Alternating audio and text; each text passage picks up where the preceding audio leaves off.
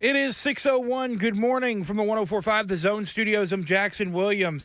New Titans head coach Brian Callahan continues to add to his coaching staff, adding a pair of coaches on Thursday, including one familiar face. Brian's dad, Bill Callahan, joining his son's staff in Tennessee. The patriarch of the Callahan family has been with the Browns since 2020. The former Oakland Raiders and Nebraska Cornhuskers head coach will enter his 44th season coaching in 2024. Titans also named Tyke Tolbert as wide receiver coach. Tolbert spent 2022 and 2023 with the Bears as their wide receiver coach and passing game coordinator.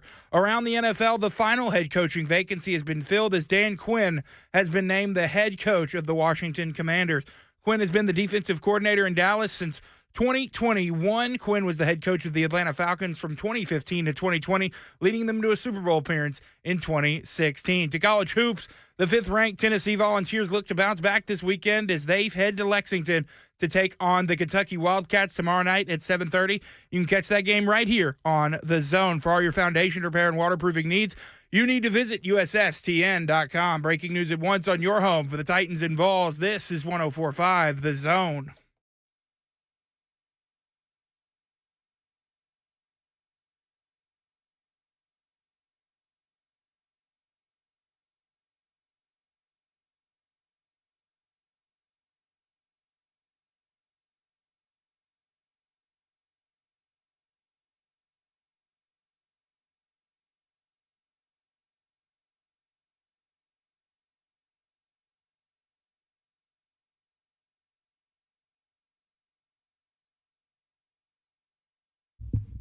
Welcome in. Welcome into this Friday edition of Ramona, Kayla, and Will. Hope you guys are all enjoying your Friday morning as you get to work, or maybe you've got the day off. We're here for you to provide you with 4 hours of sports talk radio, and we've got some good stuff coming up on this Friday, getting you prepared for the weekend. As always, we are brewed up by our good friends at 8th and Roast. 8th and Roast coffee, cultivating community by the cup. You can find your favorite retail bag in every Kroger, Publix, Whole Foods. They've got 4 locations also around Middle Tennessee, alongside our NFL 11-year veteran, VFL. It is Ramon Foster. Yay. He's back in studio, Back. fresh off of a trip to Mobile. Finally. I'm excited to talk to you about some of the things that you experienced down there in your second year. Yeah. That will be fun to kind of pick your brain. And Action Jackson behind the glass today. He is doing all the work in terms of the producing as Mr. Robert Walsh is out. And See you, Jackson. Will is in London enjoying some soccer. And I'm here, Kayla Anderson. Welcome. Yes, absolutely. It's Friday, man. We finally here, Kayla. Feels like the longest, most news-dropping, info-getting week we've had in a very long time, man. It has. But before we get into that, you know how we like to start our Fridays, right, Let's Mom? do it the correct way. Hey,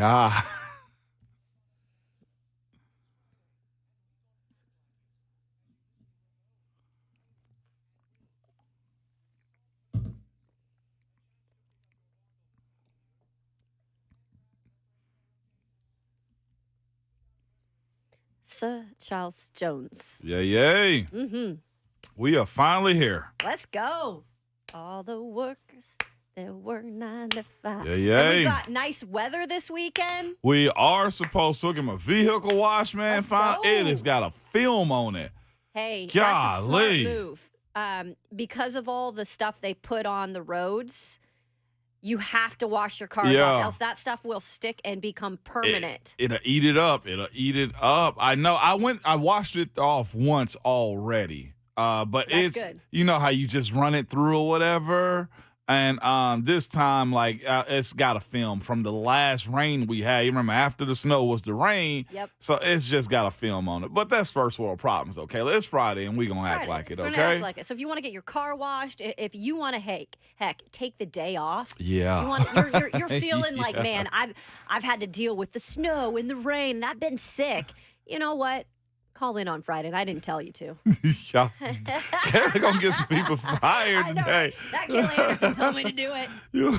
I know somebody gonna actually call out. It's some kid probably waking up right now listening to us that's gonna mess around and Mom, Right. I'm sick. Yeah, I was listening. Who are you listening to? RKW? yeah. You suggested. You know what? I have woken up in the morning sometimes as a kid, and I had a somewhat iffy stomach or something. For sure. And my mom took away the remote control. I couldn't do nothing as far as being outside or anything. So yeah, if you was gonna be sick, you was gonna act like you were sick too. Kayla. Exactly. That's You funny. had to really, as a kid, become a good actor or Yeah. actress. You know, you had to really know when to turn it on to make sure the parents knew you were sick, even if you Absolutely. weren't. How was the ride back with Coach Mack? I know that's about a 6.5 hour drive back from Mobile. Well, depending on how you drive. Oh, baby. Here we go. I will say it was an easy ride back. We ran into one section, and Coach Mack gave me a lesson behind that too. We ran into one section that was like traffic and construction. They were fixing roads and stuff. Where was We were that? making like crazy amount of time. Like North Alabama is where Okay. we were, so we was almost here. Yeah. And we were bragging, and I was talking. Coach Mack was like, "Lucky we not in that stuff over there." And it was like a wreck, people rubblenecking and stuff like that on the other side of the interstate going 65 south, right? So we're coming north, and Coach Mack said it, and I was like, "You doggone right, Mac." About 30 minutes later, we got in it too.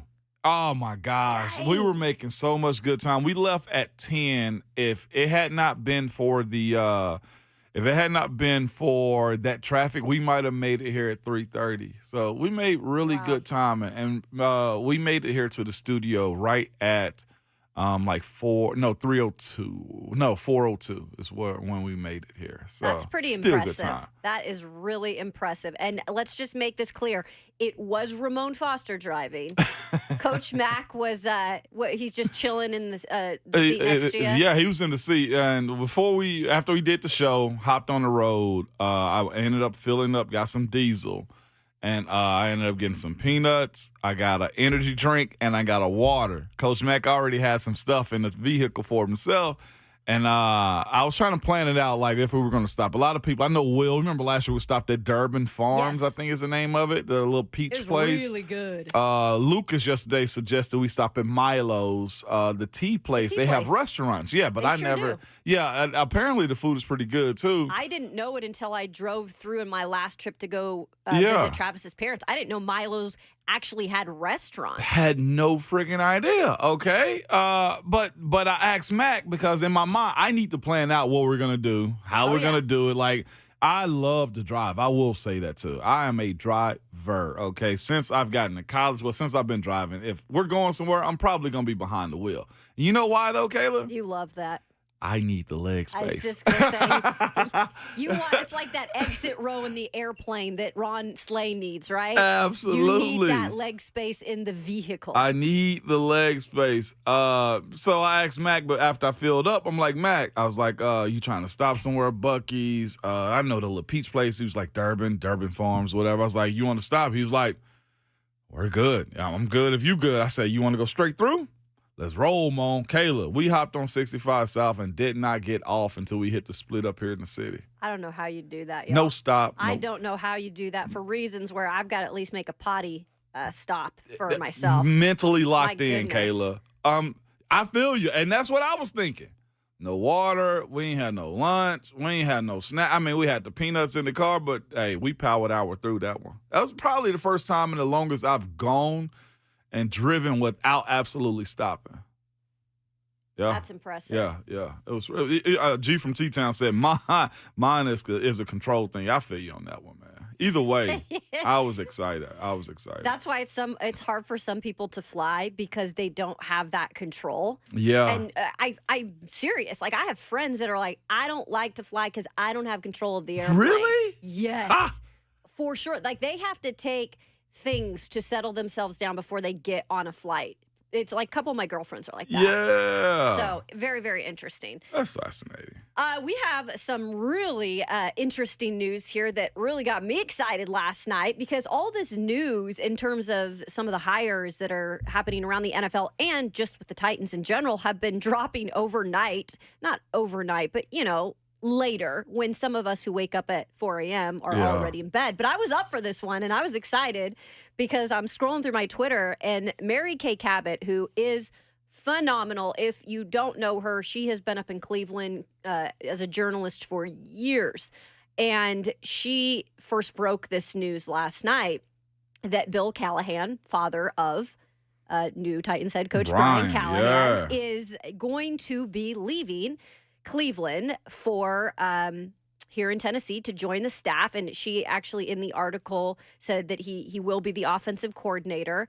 They gave him permission to interview, which I thought was a good thing, a good step for the Cleveland Browns, because we all joked about the Haslams and like, were they going to be, petty like that, right? But it looks like they did the right thing. I'm actually shocked that the interview was taken. I ain't shocked. It's just a lot of things. Like I heard Brian Callahan said, he didn't ask his dad for nothing.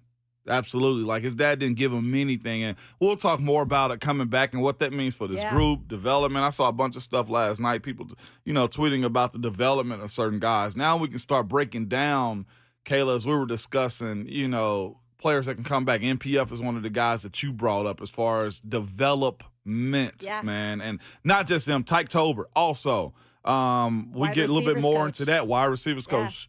Get a little bit more into that. Another guy that Coach Mack knows. I know. Coach Mack hired him at Arizona. We'll get into that, what Coach Mack said about him yesterday on 3HL. And what do you think of the Bill Callahan hire as he joins his son, Brian? We'll get to that. You can give us your thoughts. 615-737-1045. This is Ramon, Kayla, and Will on 1045 The Zone.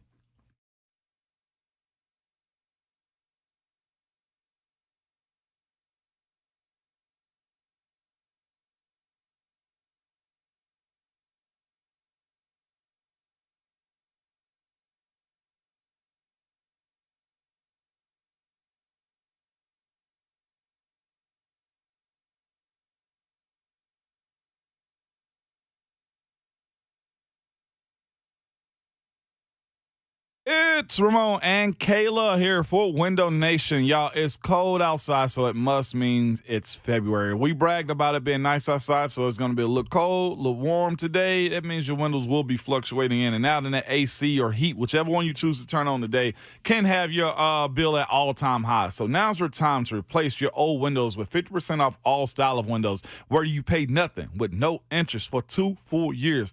Now is the time to protect your family from the elements, lower your energy costs, and upgrade the look and feel of your home. So here's the thing, too. We're going to have some really nice temperatures over the next couple of days. And that means maybe you can go check your windows. You can open them up, maybe see if they're sticking. You're going to see some condensation. If that's the case, that probably means you need new windows from Window Nation. And we just went through the winter storms and the rain. You could probably see now how your windows are holding up and maybe get those windows installed before the next storm hits. Look, they do everything so professionally. They have installers with an average of 16 years of experience, installed over 200,000 windows just last year alone. That's actually 40 times more than the average window company. Also, they have great online reviews, over 20,000 of those. So if you are looking to kind of boost your home, maybe you have a home that's 10 years old even, that doesn't mean the windows are in great shape. Check those windows out. See if this is something you need to treat yourself with from our friends from Window Nations, 866 90 Nation, or just simply log online to windownation.com.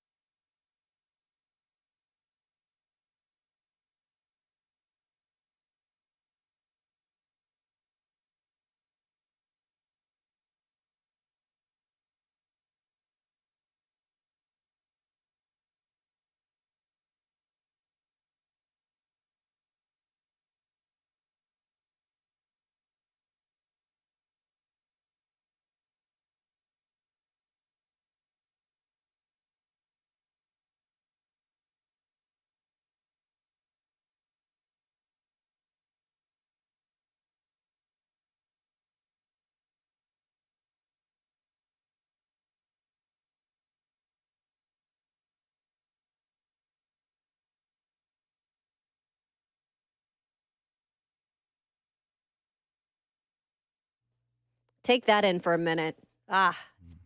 Get you in a good mood. Such a nice, right? Such a nice rhythm. It is such a nice rhythm. Welcome back into Ramon, Kayla, and Will on this fine, what is this? This is Friday already, right? Yeah, it is. Absolutely. My goodness. We're here. It has been a week. It has been a week full of news. We've started to see now the Titans staff shape up a little bit. And I would predict, and I'm not saying I have a source or anything, but I would predict that the OC is to come shortly. Yeah, has to. Yeah, I would think so. Yeah, and we've got some names that are already out there, but the big news from last night and the new news that I think a lot of people, at least from what I've seen on social media, from the F&M Bank chat this morning, which you can always find us streaming on Facebook, YouTube, Twitter, and Twitch. And please. Whoa. Okay, Jackson, do you have this up? Because I'm just pulling this up, but we have breaking news, friends. I gotcha. Per Ian Rappaport, Titans are hiring Jags pass game coordinator Nick Holes as their new offensive coordinator under Brian Callahan. Wow. Hey, Wow. Ian Rapp just put it out 38 seconds ago. Man. This is the second time I've broken news on this show. We had the Belichick thing that happened a couple of weeks ago. Now, according to Ian Rappaport, Nick Holes will be the new offensive coordinator for the Tennessee Titans, coming over for the Jags as the pass game coordinator. Wow. Yeah, I'm actually reaching out to some folks right now about this situation. That is pretty legit right there, Jackson. Nice call on that one. Of course, it said he was the Jaguars pass game coordinator. Yep. This past year. And of course, working with Trevor Lawrence, the way they go down the field and how their passing attack is this past year also. That is very optimistic right there, Kayla. Big time kid. Look at the staff coming together offensively. This is incredible. Just as we speak it into existence. So now we'll get into this Nick Holes details in terms of his background real quick, though. I wanted to just remind you, in the last 24 hours, it looks like they've got their defensive coordinator in Denard Wilson. They have now got their offensive coordinator in Nick Holes. They have their wide receivers coach in Tyke Tolbert. And they have their offensive line coach, who could also be granted another title, in Brian Callahan's father, Bill Callahan.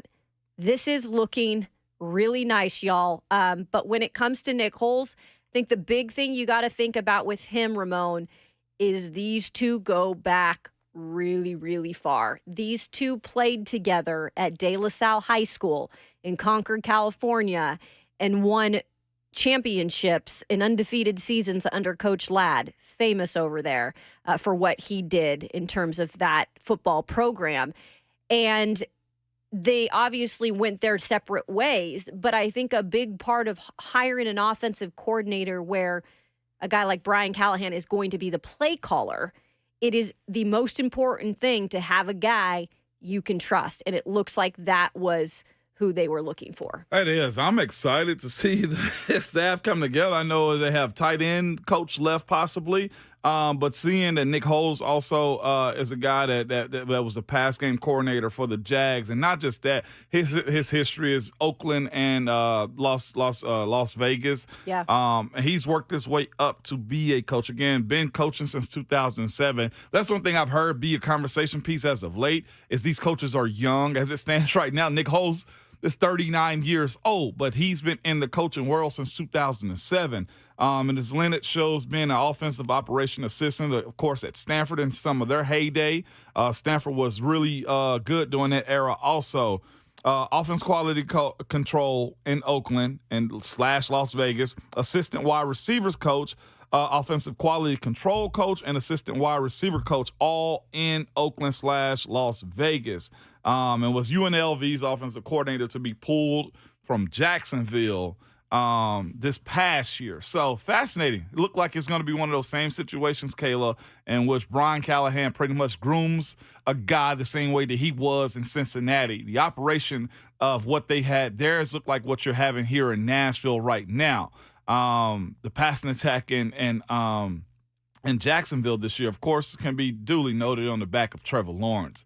Looking at what he was capable of doing this year, 65.6% passing, 4,000 yards on the year. Really good from them. We know what they're capable of doing and what type of players they look for in Jacksonville and how they got the ball to them. Really good get, man. Golly. Yeah, and I know some of you wondering about Eric Studesville. That was obviously somebody who was in the mix as well, more so known, for the run side of things, as he had been a running backs coach. But I do think, again, when it comes down to it, and when you've got two really good quality candidates in both Eric Studesville and Nick Holes, I think it does really come down to who you trust the most. And I just feel like that was probably the deal breaker in this situation, because you mentioned it. Brian Callahan was very clear in his press conference, in his introductory press conference, when I actually asked the question about why do you feel like you're prepared now to be a head coach? Yeah. What has happened in the past couple of seasons in Cincinnati where you feel like you not only know how to play call or feel comfortable with dealing with the offense, but dealing with the team as a whole? And he was very, very adamant on saying, Zach Taylor has let me in on everything in terms of how he goes about his daily business, certain meetings that he, was able to get in on, obviously the game planning.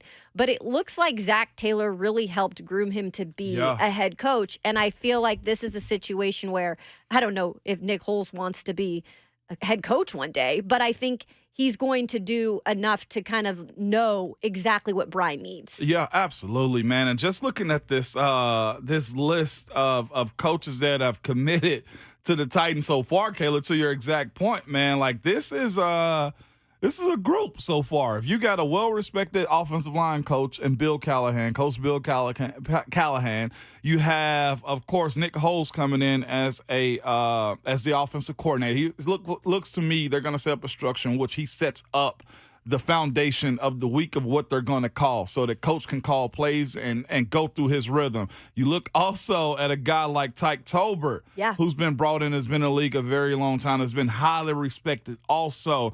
I'm not sure if you guys heard the conversation yesterday with Coach Mack of them really breaking good. the news on him and how he cut his teeth in this league. Yes, he has been a career wide receiver coach, tight end coach, but mostly in the receiving world.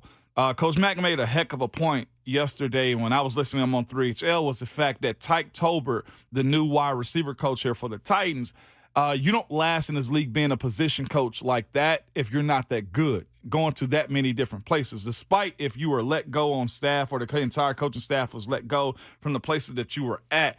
But the places that Coach Tyke Tolbert has been at, of course, coaching at the coaching level, Arizona Cardinals in 03 with Coach Mack, and then, of course, the Bills, the Panthers, the Denver Broncos, the Giants, and Chicago Bears. Lets you know that he know how to teach it. I heard Coach Mack talk highly about Coach Tyke Tolbert as a developer of talent. That should be huge for a guy like Treylon Burks. I mean, you can't overstate that enough. What you think the potential of Treylon can be. And not just that. Yeah, that's huge. Other guys coming behind him. I've seen people in the chat bring up Calvin Ridley and the connections and stuff like that. He is a free agent. If that is something that this franchise wants to explore at some point in time.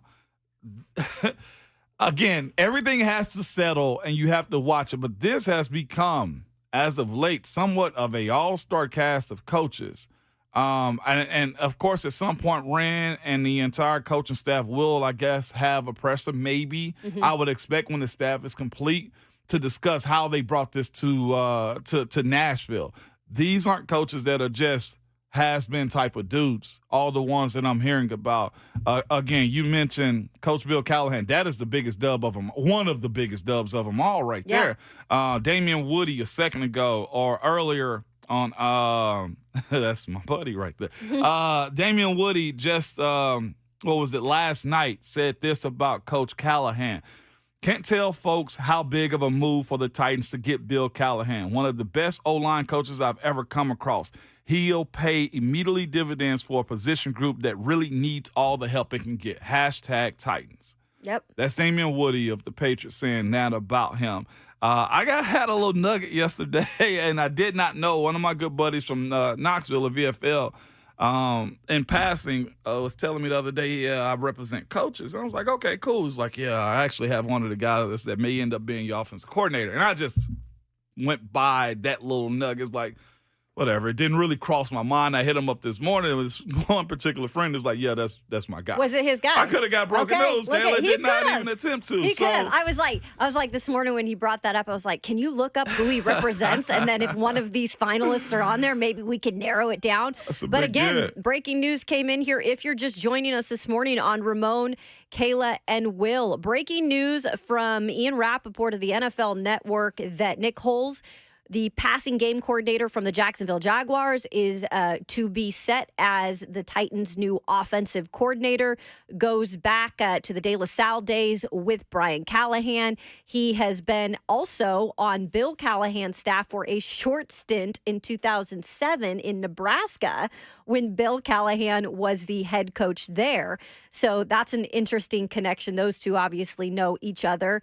He has been offensive coordinator at UNLV before being the pass game coordinator this last year, like we mentioned, in Jacksonville. Also added to the staff, all of this will be probably made official in the next couple of days, but Mary Kay Cabot, a great reporter for Cleveland.com, breaking last night that Bill Callahan, father of Brian Callahan, will be joining the Titans staff as the offensive coordinator. He might have another title added to that. Yeah, just to move him from Cleveland over here. I don't know if there's going to be run game coordinator, but a guy with that type of experience will probably have his hand in the pot on figuring out what his group can do. Right. That's one thing I know Munchak did with us as far as Bill Callahan goes. What do you guys like? What are we good at running? The good season offensive line coaches know what their guys can and can't be doing. There's another thing, shouldn't be doing too, or should be doing. Those are the types of things that you settle in these type of moments right here. I see a lot of people excited in the F&M Bank chat about these hires. People are pumped. And you should be. And Tyke Tolbert, we just talked about him. He is a guy that was announced yesterday that was going to be added to the staff as a wide receivers coach. Ramon mentioned it, but Coach Mack also knows him, hired him when he was with the Arizona Cardinals, and on 3HL yesterday, he just pretty much said, like, this is a guy that gets the position so well, right? Yep. He really has excelled at being a wide receivers coach. For the past 20 years, he's been in the business, and he said, you know, that's a position that in terms of what he's done, he really understands you have to be really proficient. And that is going to be helpful, I feel like, for this Tennessee Titans team, who, by the way, when we're looking at the staff right now and talk about Denard Wilson, too, has been hired as the defensive coordinator. Ramon, to me, you look at these coaches' resumes, what do they have in common? They all have helped develop and make players better. They have, Kayla. That's been one of the main things that's I would say that's been somewhat lacking here is the idea that guys get better and they stay here. It's one thing to, get better at other places after you leave. We've seen that trend happen far too long here in Nashville. Have we not, Kayla? Guys go to, and not everybody does, but there's been some people that have been subpar here and go to other places and flourish. You don't want that to be the case all the time. And it seems like, again, the moves that were made as far as firing a coach and, moving into this new regime and how if you trust this group to be able to go and get these coaches, right? Because some of these gets, Bill Callahan wasn't, I'm sure, an easy get. No, they had to give him permission. They had to give him permission and also move some stuff around. And then, of course, I bring up Tyke Tolbert, a guy that Coach Mack spoke very highly of and has been very well regarded. You look at also Denard Wilson. That hire from Baltimore also. You had a bunch of their players saying he should have been the DC to begin with before they pummeled downhill, right? You got to start trusting the process on how they're going to draft guys and develop guys and call and scheme up.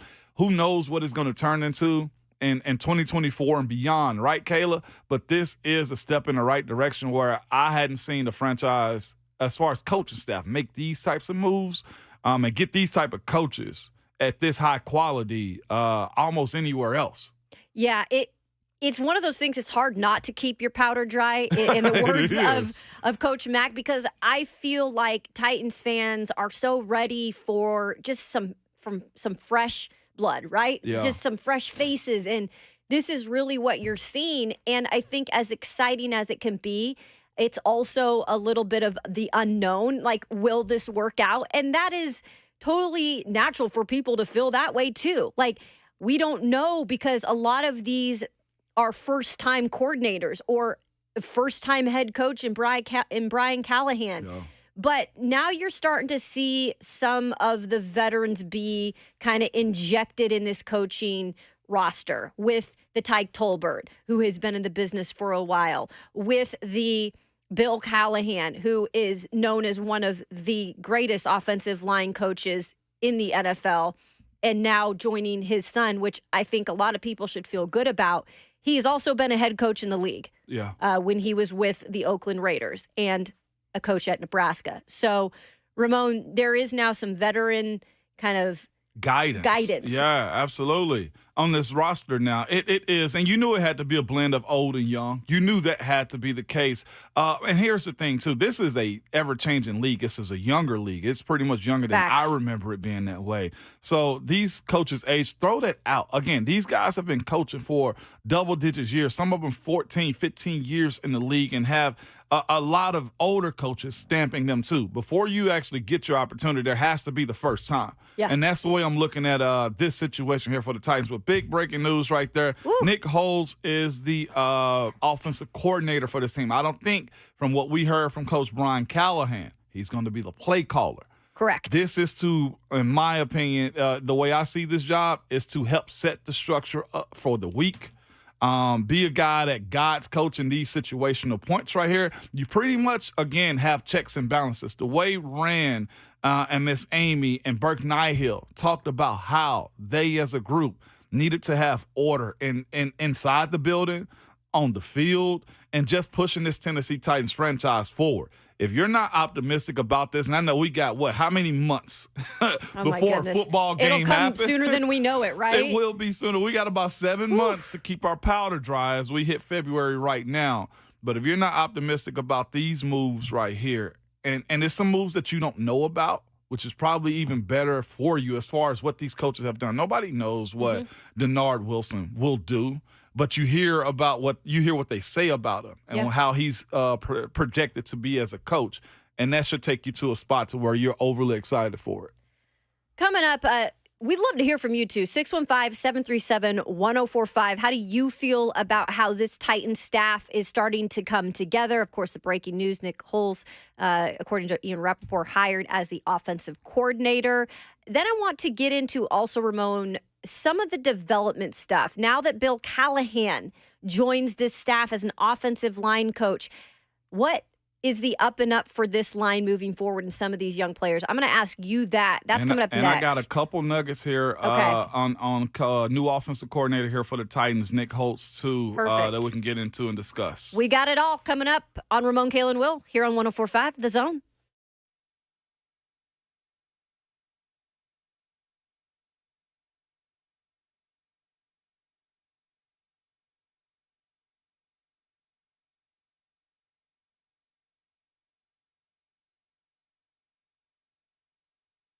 Hey, it's Will Bowling here from my friends at Lee Company, and you hear me talk all the time about how Lee Company is all you need for your home, your place of business. If you're a business owner, well, that's going to include your garage door as well. Does your garage door struggle to open or close?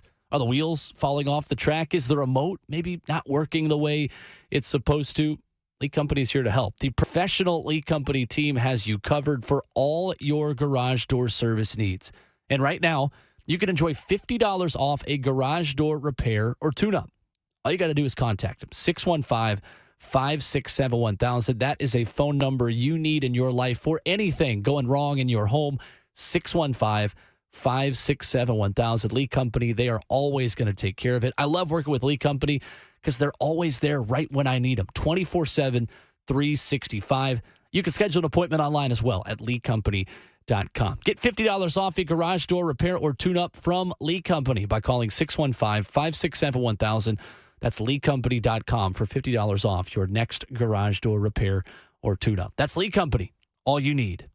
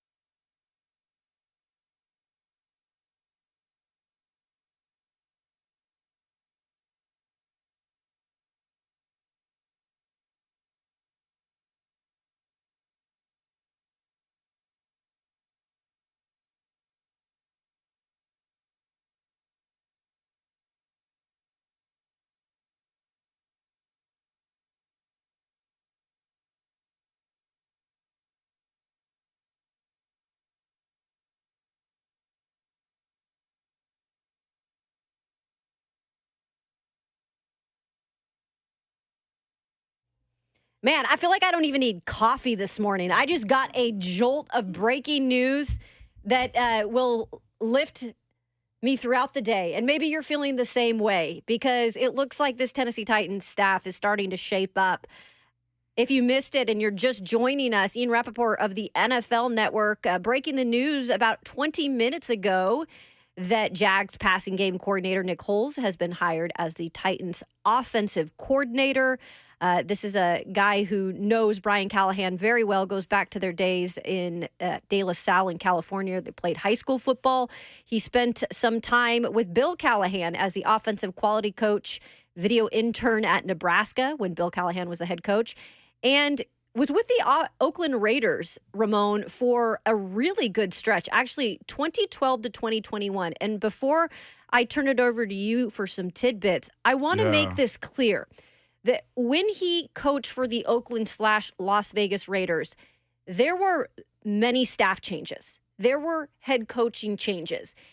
It's similar to a way that I look at Arthur Smith when he was here and he survived about 3 coaching regimes because they saw something in him as a coach that they valued. And I look at that part of his career in Oakland/Las Vegas. They thought highly of him for new coaches to come in and keep them, or him, I should say, on his staff. So think about that as well. Yeah, no doubt, man. So I know a buddy that knows. I have a friend of mine that knows him very intimately, really well. And I was like, man, you have any information personally on him or professionally on him? He said, man, he's a great dude, extremely sharp, detailed, and organized, which is perfect to help Callahan call it. So it's exactly as we thought it. Callahan has a guy to help him set the structure of the week, of course, and what they probably will do, the stuff that he's seen. And here's the other thing, too. Callahan coming from the AFC North, having being a guy that's played against the South, but you ended up going to get the passing game coordinator from an AFC South team that's very familiar, at least over the course of this year, with how to operate against the Titans, honestly, the Jaguars, because he's been there, and how to play against teams like Houston and Indiana, too. So there's some familiarity there when it comes down to how they're going to set up this structure and what he knows. Again, this may be a young staff, but they are moving in a very veteran-like way with the people that they're hiring. You go get a veteran O-line and highly respected O-line coach. You'll get a very well-respected and long-tenured wide receiver-specific coach. You ended up going to get an OC now that will help the head coach call plays and set this up offensively. It feels you're in a good spot. A lot of work has to be done. This, I don't think, will be an instant overnight success when it comes down to the players you need, the resetting of their mind. Like, that was the one thing I'll say as far as the O-line goes. When Coach Munchak came to us and started coaching us, he had to reprogram us. How we move, what we thought about pass protections, what we thought about run, and resetting our mindset too. So a lot of this stuff has to be done over the course of the next 7 months, of course, when they get together before the season starts. And of course, replenishing this team as far as talent. If we can look at the talent that's been somewhat brought into Nashville already, as far as the coaches, I will say again, I hope that this is something that we'll see come down the roster too, because good coaches have high expectations. And that has to be the brand moving forward here in Nashville. Absolutely. Let's go out to some of you and get your phone calls, get your thoughts. Adam in Lebanon. You there, Adam? There he is. What do you got for us, Adam? I know we're trying to move forward with everything, but I'd just like to say for those Titans fans and even national media that thought Mike Vrabel was an awesome coach, they were upset with the organization for letting him go. So here we sit, February 2nd. If I'm not mistaken, 7 vacancies, all 7 have been filled, and here he sits unemployed. So maybe it's a little eye-opening. Maybe it answers some questions, but I'm not sure he was the coach that everybody thought he was. Thanks. Thanks, Dan. Appreciate that. By the way, Cousin Danny of the Borough says that you don't say, that's how they pronounce it here in Tennessee, I'm pretty sure, is Lebanon. Lebanon. Yeah. So, Danny, I worked That's in TV irrelevant. news for a while. I'm just saying, Call me if you're wrong and you're from there, but I'm pretty sure I pronounced it the right way. I'm screwed what that is. I'm just saying. Yeah, But on the note of Mike Vrabel, look, and nobody wants people to lose their jobs. right. Okay, they all have families, and I think I said it on here when the firing happened that at this point I think it was just best for both parties to part ways. Like it had gotten stale here. There was clearly the vision blurred between Amy Adams Strunk and Mike Vrabel. It was different. And yes, Dan Quinn was the last guy to fill the open head coaching jobs. Right. He has been hired at Washington. That news came out yesterday as well. So yes, there are no more head coaching jobs available for this cycle in 2024. That doesn't mean that Mike Vrabel isn't going to get a job in the future. But it is interesting. It's definitely interesting that him and Bill Belichick, who kind of have that Patriots way, aren't in a job right now. Yeah, that is fascinating. Of course, when you look at how people felt about Coach here. And again, I don't want to be on the back end of this bad mouthing Vrabel. Vrabel, of course, did a lot of great stuff here. That's the reason why the standard was raised here in Nashville, too. Did he hit a stop point? Yes, I think he did. Did some stuff need to be changed and moved forward? Yeah, but I don't want to go on the back end of this and saying, hey, man, look how bad it was. Like, there was a lot of good that come out. I think the ship sank quicker than I think he thought it would. Right. And what he was looking for just wasn't here for him in Nashville. But, yes, I will say, to Dan's point, this is a lot different. This is a 180-degree turn on all things that you're used to. And it may be a little different here for a while. But guess what? You have to be overly optimistic. The same way I think Dan is about how you feel about this crowd and how Miss Amy said, you know what, this is the way I want my team to look and be and play in the expectations that we have going into this new era of the Tennessee Titans, and it looked like she's getting it. Yeah, it is. We have so much more to talk about. Coming up in hour 2, though, at 7:20, we will have Brent Hubbs join us of VolQuest. He always drops the little nuggets when it comes to recruiting, but we have a big thing to talk about when it comes to Danny White and what his message was for the NCAA yesterday. That's coming up at 9:20. But coming up after the break, we'll get back to the big headlines of the day. The coaching staff for the Tennessee Titans coming together. We'll take your phone calls at 615-737-1045. This is Ramon, Kayla, and Will.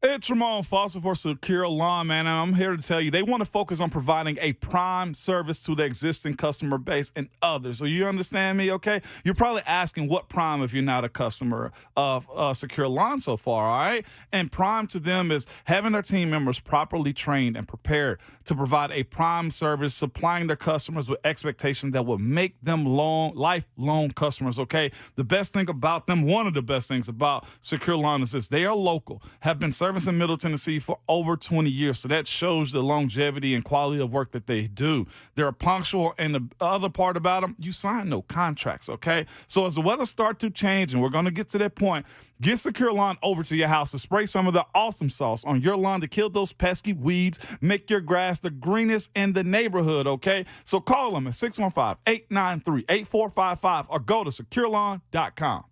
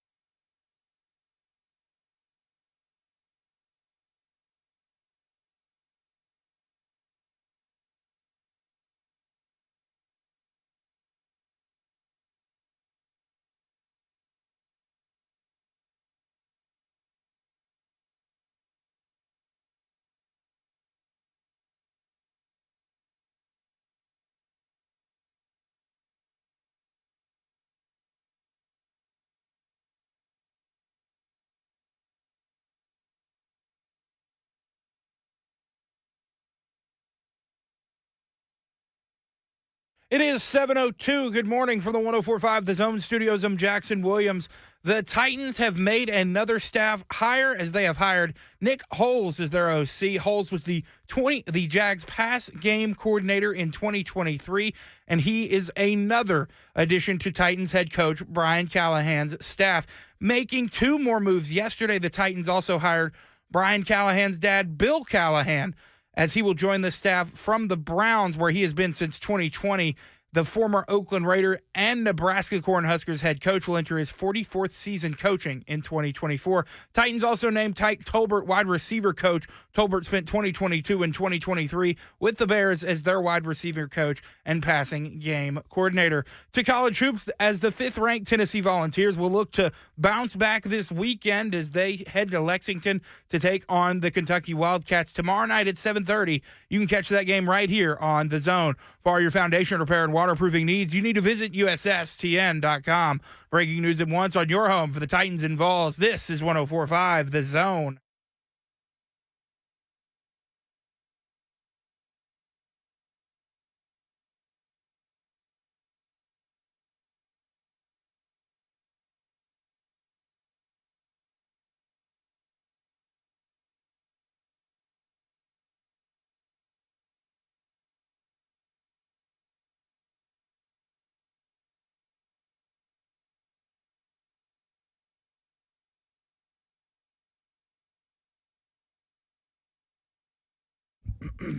Happy Friday, and welcome into hour 2 of Ramon, Kayla, and Will. Sun's not out today, but I feel like it's out because we have had some fun already this morning with breaking news alongside our 11-year NFL veteran, VFL. It is Ramon Foster. Yay. We have Jackson Williams behind the glass today, making it all happen, making sure we're on point this morning with all the news that's coming down. I'm Kayla Anderson, driving the ship today, and man, it hasn't been like rocky waters or anything. It's been like fun. It's like you're riding waves. You know when you're on a boat and you're like, Dad, take the wave. Let's go. Let's go over the wave. I feel like that's been the type of morning here on Ramon, Kayla, and Will, and we'll get to some of that breaking news in just a moment, but of course, we're always brewed up by 8th and Roast. They've got 4 locations now, 8th Avenue, Charlotte, Midtown. They've got 2 in the airport, so if you're on the way out of Nashville today, go ahead and stop by and get yourself fueled for the day. Coming up on the show, too, still, we've got a big one. 7:20, Brent Hubbs will join us to talk a little bit more about the NCAA versus Tennessee. Danny White coming out with a message to the NCAA yesterday. We'll discuss that. 8:20, our good friend Andy Staples of On3. He spent time with Ramon Foster down there at the Senior Bowl this week. I think he'll have some good insight into maybe some guys even the Titans are looking at in the upcoming draft. And at 9:20, Kevin Clark of ESPN does some really good work over there. I think he's going to be able to bring us some great insight on Brian Callahan, who he knows well, but also now some of the staff that's been putting together. But Ramon, the big story this morning, the Tennessee Titans have their OC and Nick Holes coming over from Jags as the passing game coordinator. And you've been giving us nuggets all morning long and in terms of getting to know him and maybe what he's done behind the scenes, because you've got a little connection. So. Yeah, I have a connection to him. And one of my sources that knows him very well, knows new offensive coordinator Nick Holes, had to say this about him in a few texts about him this morning. Said he's a great dude, extremely sharp, detailed, and organized, which is a perfect fit to help Callahan call it, okay? That's his professional side of it. And here's the other thing. I was just asking in detail. I'm like, so I asked him, I said, is this, setting the structure of the passing game and, pretty much help set up. Callahan said as far as his offensive coordinator title with Nick Holes, he will organize the installs, have the cut-ups ready, call sheet, and all of that from Callahan, a very veteran, vet everything through him. So real good setup that they have. You now have checks and balances as far as the way this offense is going to be called. And the run pass or the run pass era of everything. Maybe there's a game that calls for that. Well, there'll be a guy that controls that. His name will be Nick Holes as far as what a team provides for you. It was very fascinating driving with Coach Mack yesterday. I was asking him how does he set up his defensive structure when he was a coach, and he gave me the breakdown on how you set the base of everything that you do well, and from there you build off of it. So that sounds to me the role in which Nick Holes will have here in Nashville as the offensive coordinator. It has been said and stated by Brian Callahan himself. He will himself call the plays the same way that Zach Taylor did in Cincinnati and had him be the offensive coordinator. This is why he's bringing in a guy like Nick Holes now to absolutely to help set him up that same way. It somewhat alleviates the pressure of having to break down film every single day, be in tune to all things on the defensive side of it, the special team side of it. You got to think Brian Callahan is still the head coach. Mm-hmm. His job is to manage everybody and also call plays. He's just setting and empowering other people to do major things for him so that Sundays, Mondays, and Thursdays become easy for him. Yeah, I mean, look at it as kind of Brian Callahan's right-hand man when it comes to making sure he can trust him to execute, and communicate to the offense things when he has other duties throughout the week as well.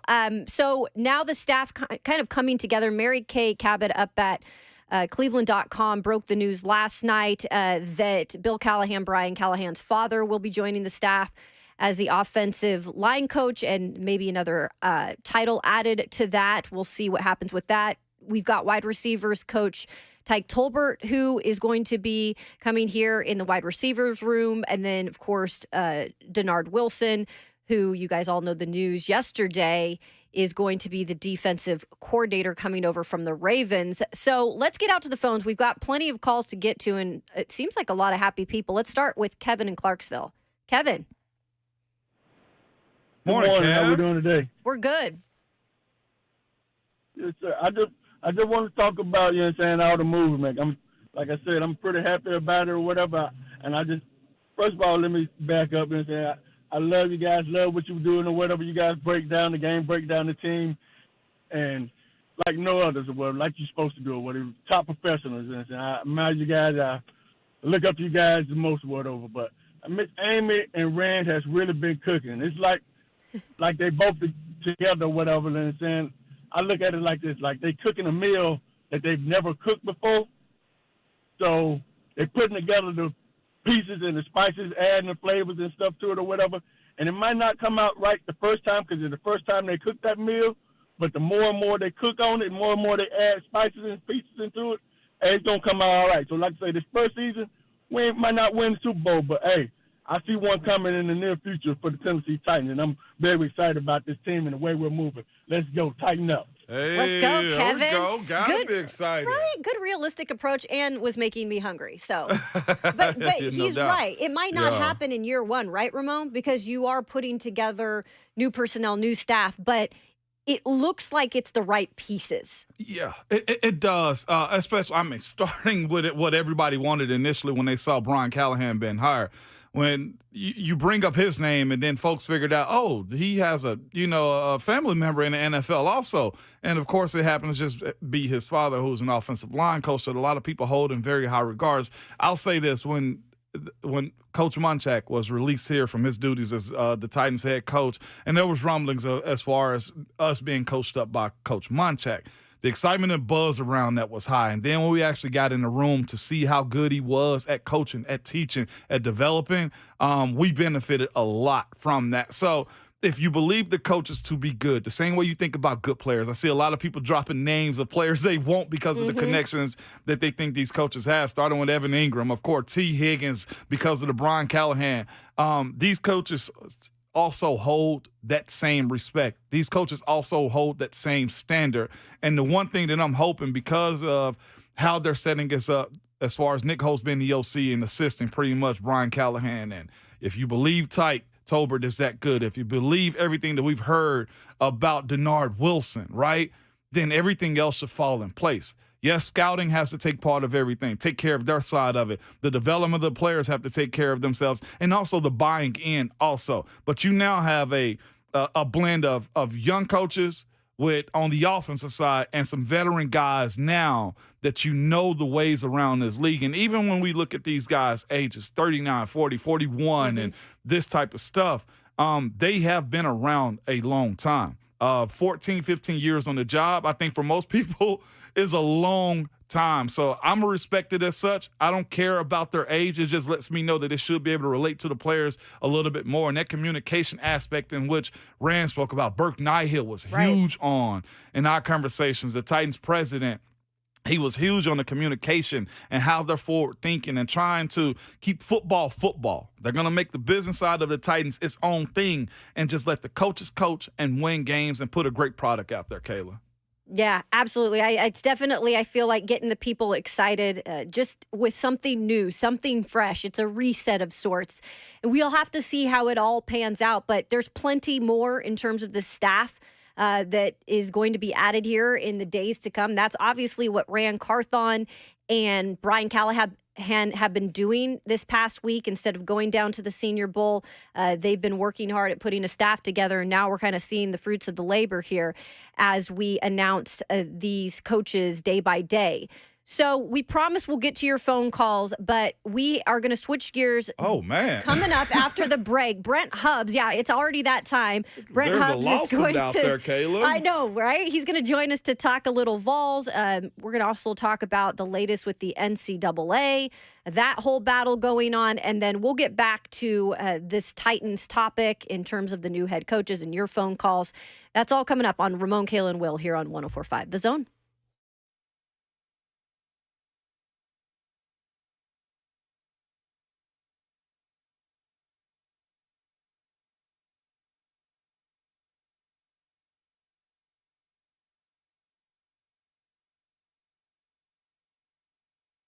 Hey, it's Kayla Anderson for the Wang Vision Institute, where they do everything in terms of eye care health, and they do it well, from the doctors there all the way to really the reception desk and making you feel like you're in good hands. I went there about a couple months ago now to get my eyes checked out. I had not done that since I was, no joke, in high school. And it's something I think that's important as we get older to make sure our eyes are healthy and really how we can prevent things in the future. They also offer everything when it comes to taking care of your skin. Have you heard of intense pulse light treatments? It's pretty cool, actually. Photofacial treatment, rejuvenating the skin. Maybe you've seen sun damage, you're seeing those dark spots appear, and they're kind of pesky. You can get rid of those easily in 20 to 30 minutes with the IPL treatment. It also evens out skin tone and hyperpigmentation. So for more information on IPL treatments, just go ahead and visit their website, wangvisioninstitute.com. They also offer, in terms of your eyes, a free online seminar. That's every Tuesday at 6:45.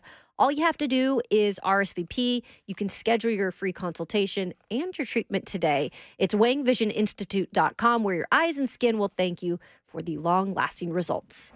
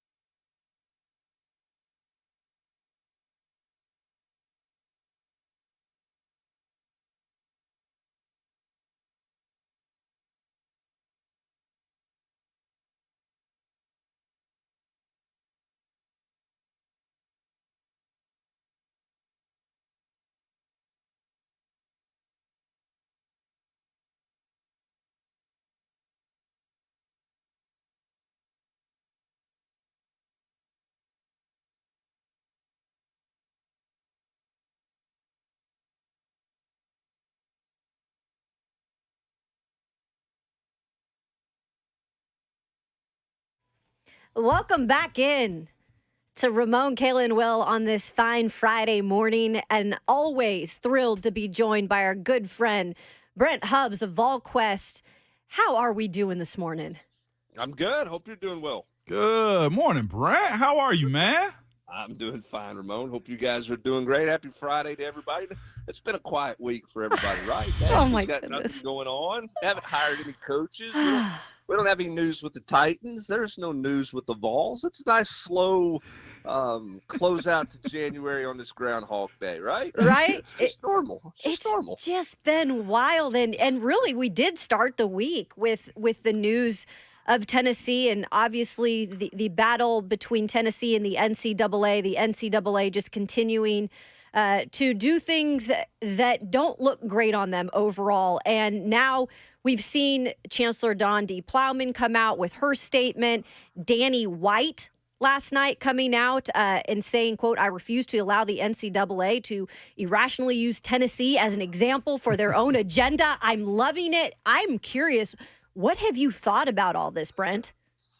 Well, I mean, everything Tennessee's done has been calculated. Okay, that's the first thing. It's not like Dondi Plowman left a meeting on Monday with the NCAA and went back to her keyboard and started beating on the keys in haste to get a letter, drawn up and sent to the NCAA's president. Danny White's statement that came out yesterday was not, he wasn't driving down the road going, "Man, I'm mad," and just fired off something, right? I mean, all of this has been as a part of Tennessee's counter, their public plan here. Once the public news got out, once the NCAA got it into the news cycle, and Tennessee responded in a very calculated way. But it's also very clear how upset and bothered by these accusations Tennessee is. And Ramon, you know Chancellor Plowman, you've met her. I've spent time with her.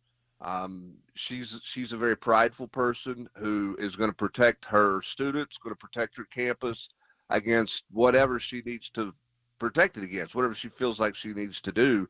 And she's made that very clear. She drew her line in the sand very clearly on Monday, and Danny White has obviously stood beside her, as has the university's president and many other political people across the state of Tennessee as well.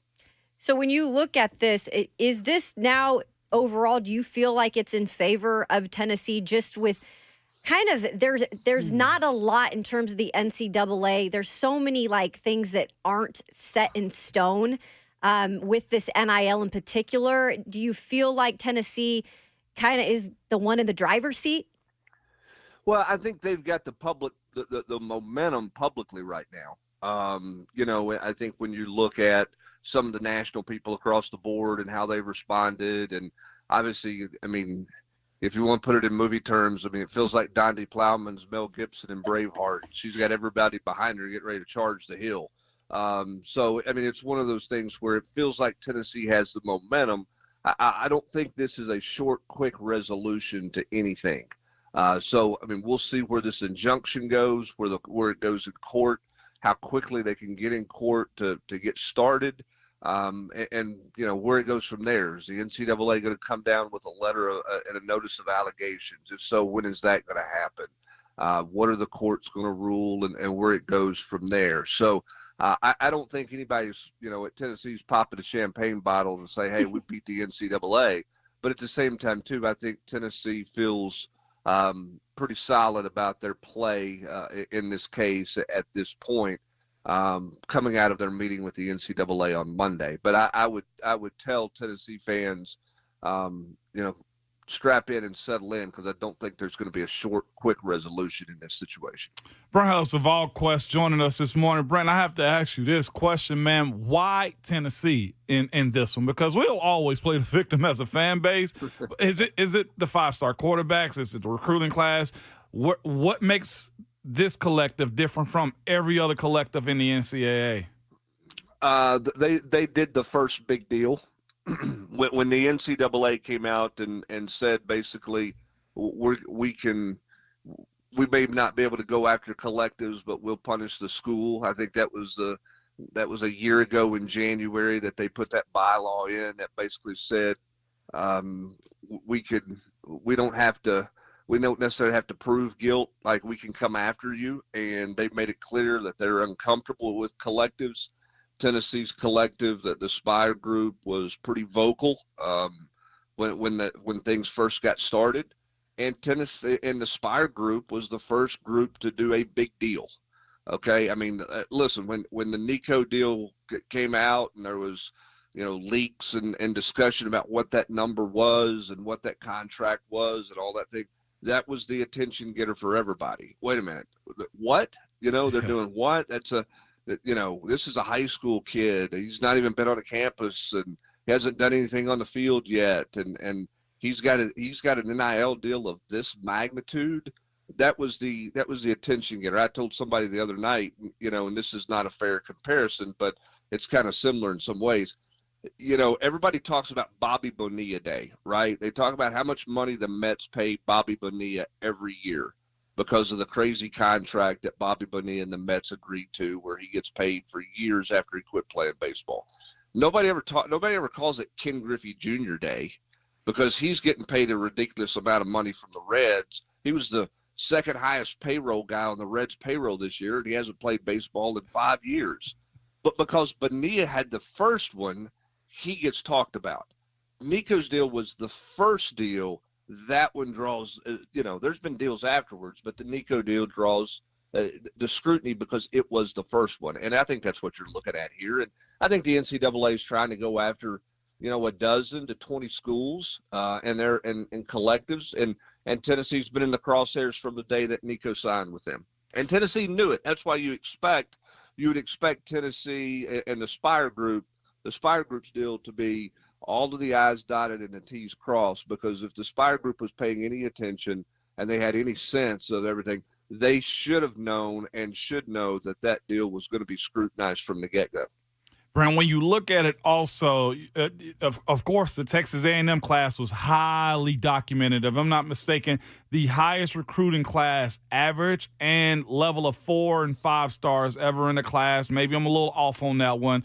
You look at this recruiting cycle with what Ohio State has done. You go last year with what Florida State has done also as far as the transfer portal and just the abundance of talent that they were able to use collectives to recruit. Do those schools feel this same type of heat that's potentially coming their way, or is it different because they're transfer portaling guys as opposed to high school recruits? No, I mean, I think all those schools are in the crosshair. I mean, when you look at it, Ohio State's collective celebrated Landon Caleb Downs. We got it done. It was basically how they tweeted that out recently. And I think all of that stuff is under scrutiny and is being looked at by the NCAA. Here's my frustration with the NCAA in all of this. And it's not just Tennessee, okay? It's not just Florida State or a particular school. The NCAA, to me, has spent way too much time and trying to get something done through politics, way too much time on Capitol Hill. They're spending way too much time and resources now and trying to retroactively essentially punish schools instead of spending their time talking to these schools and trying to come up with some way to create guidelines, guardrails, parameters, and those types of things. Okay, I mean, there's nothing is stopping, what's going on or slowing down what's going on in NIL if you go back and you punish Florida State. Heck, Florida State's not slowing down their NIL process, even though they were recently just punished by the NCAA for NIL things. So at some point in time, the NCAA needs to be forward thinking and saying, hey, okay, the toothpaste is out of the tube. How do we create guidelines for what's out? Instead of saying, hey, how do we put the toothpaste back in the tube? Because it's not going back in. It's not. I mean, they lost 9-0 to the Supreme Court on NIL. There's no way right now anybody in Capitol Hill has even got NIL on the radar screen with everything else that's going on in this country. So the NCAA's got to come up with an approach of saying, hey, let's visit with these schools and see what kind of parameters we can come up with, as opposed to listening to schools talk about the issues that aren't dealing with NIL, which is what a lot of schools are talking to the NCAA. Hey, you need to punish. We need to come up with punishment. We need to punish these people. But the schools that are saying that don't even deal with NIL because they're an Ivy League school, or it's the St. Bonaventures or the Drexels or the Creightons of the world. They're living in a different landscape in athletics than these Power 5 schools are living in the SEC and the Big Ten, and places like that. That's my greatest sense of frustration right now is they're not forward thinking to try to work on a solution. They're instead trying to go back and punish for something that's previously happened. Brent Hubbs of VolQuest with us this morning. Brent, with the court stuff going that'll have to happen and everything else too, the next question I have for you is about those types of schools and what the NCAA becomes or turns into during or after these lawsuits that are coming their way also. Is it that they need to govern and support those schools? Because everybody can't go to a Power 5 school, right? Or a big budget school as it pertains to their college careers. Some people travel on buses for games, right? Some people fly to games. Some people get catered meals after games that are hot. Some get cold sandwiches. Well, you know what I'm saying? Like, not every school is created equal. Where can the NCAA, if they're going to exist, make up grounds with supporting the other 300-plus D1 schools?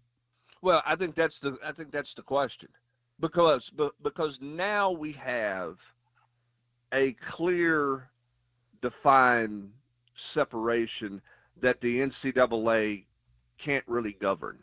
Okay, they're trying to govern, but they don't have any subpoena power with collectives. They can't force a collective to be cooperative with them. Okay, they can't govern them, but they can't prevent schools from using a third-party collective.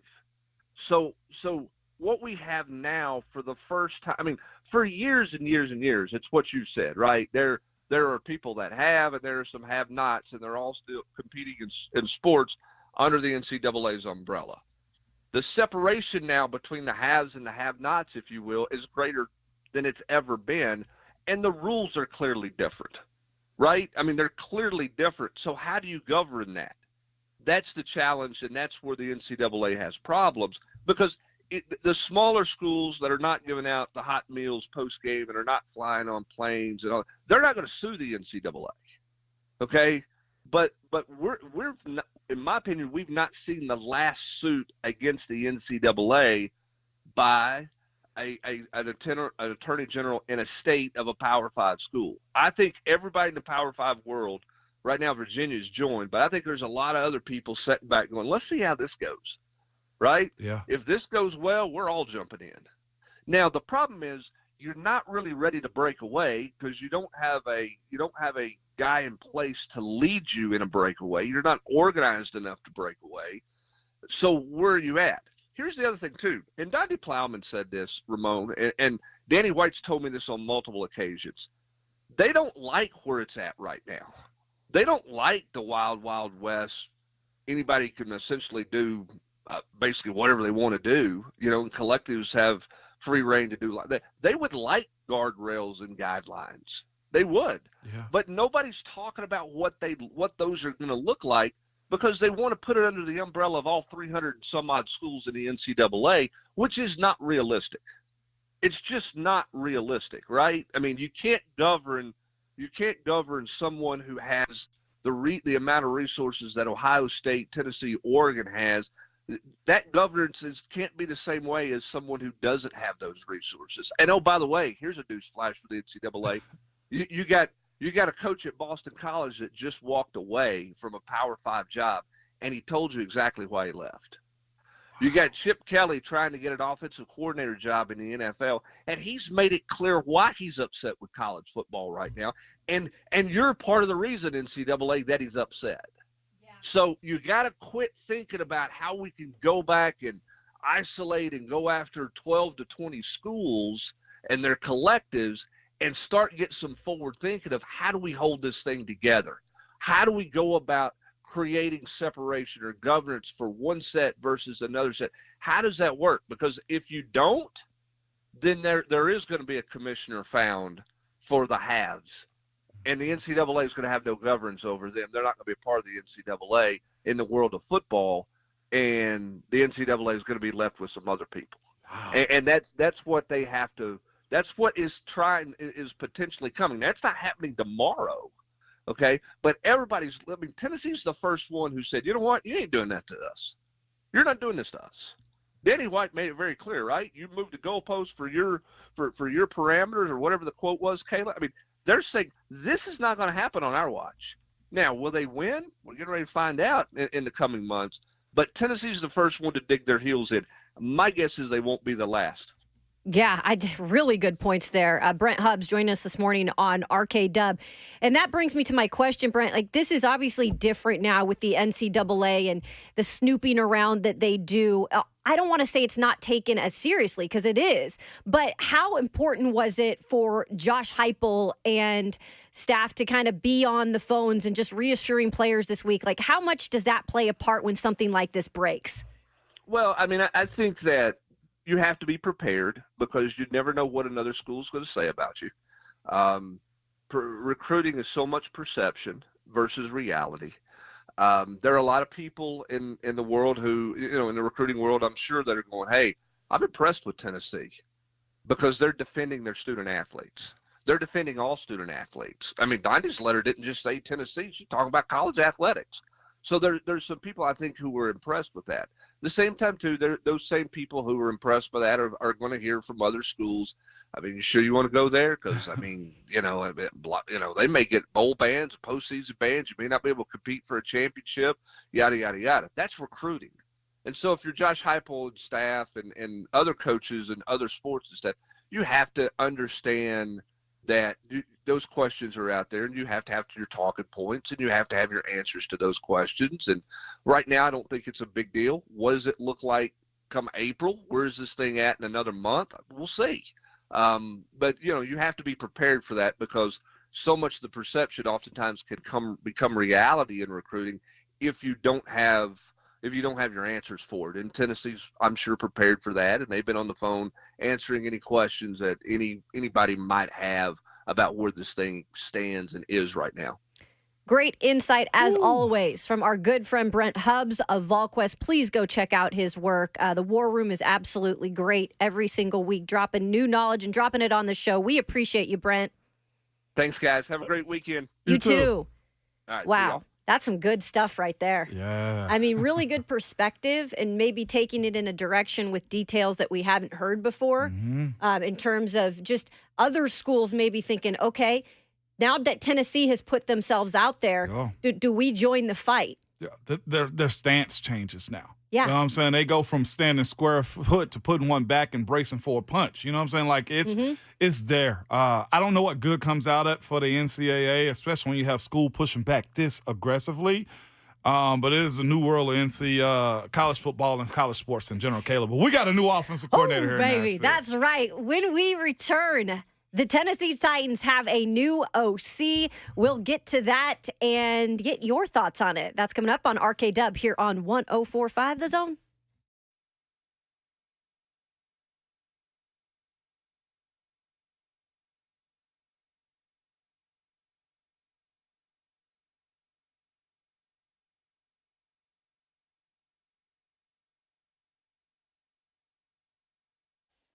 Hey, it's Kayla Anderson for my friends at QC Kinetics, and the future of joint pain relief is here. It is QC Kinetics, advanced regenerative medicine, and it's amazing stuff.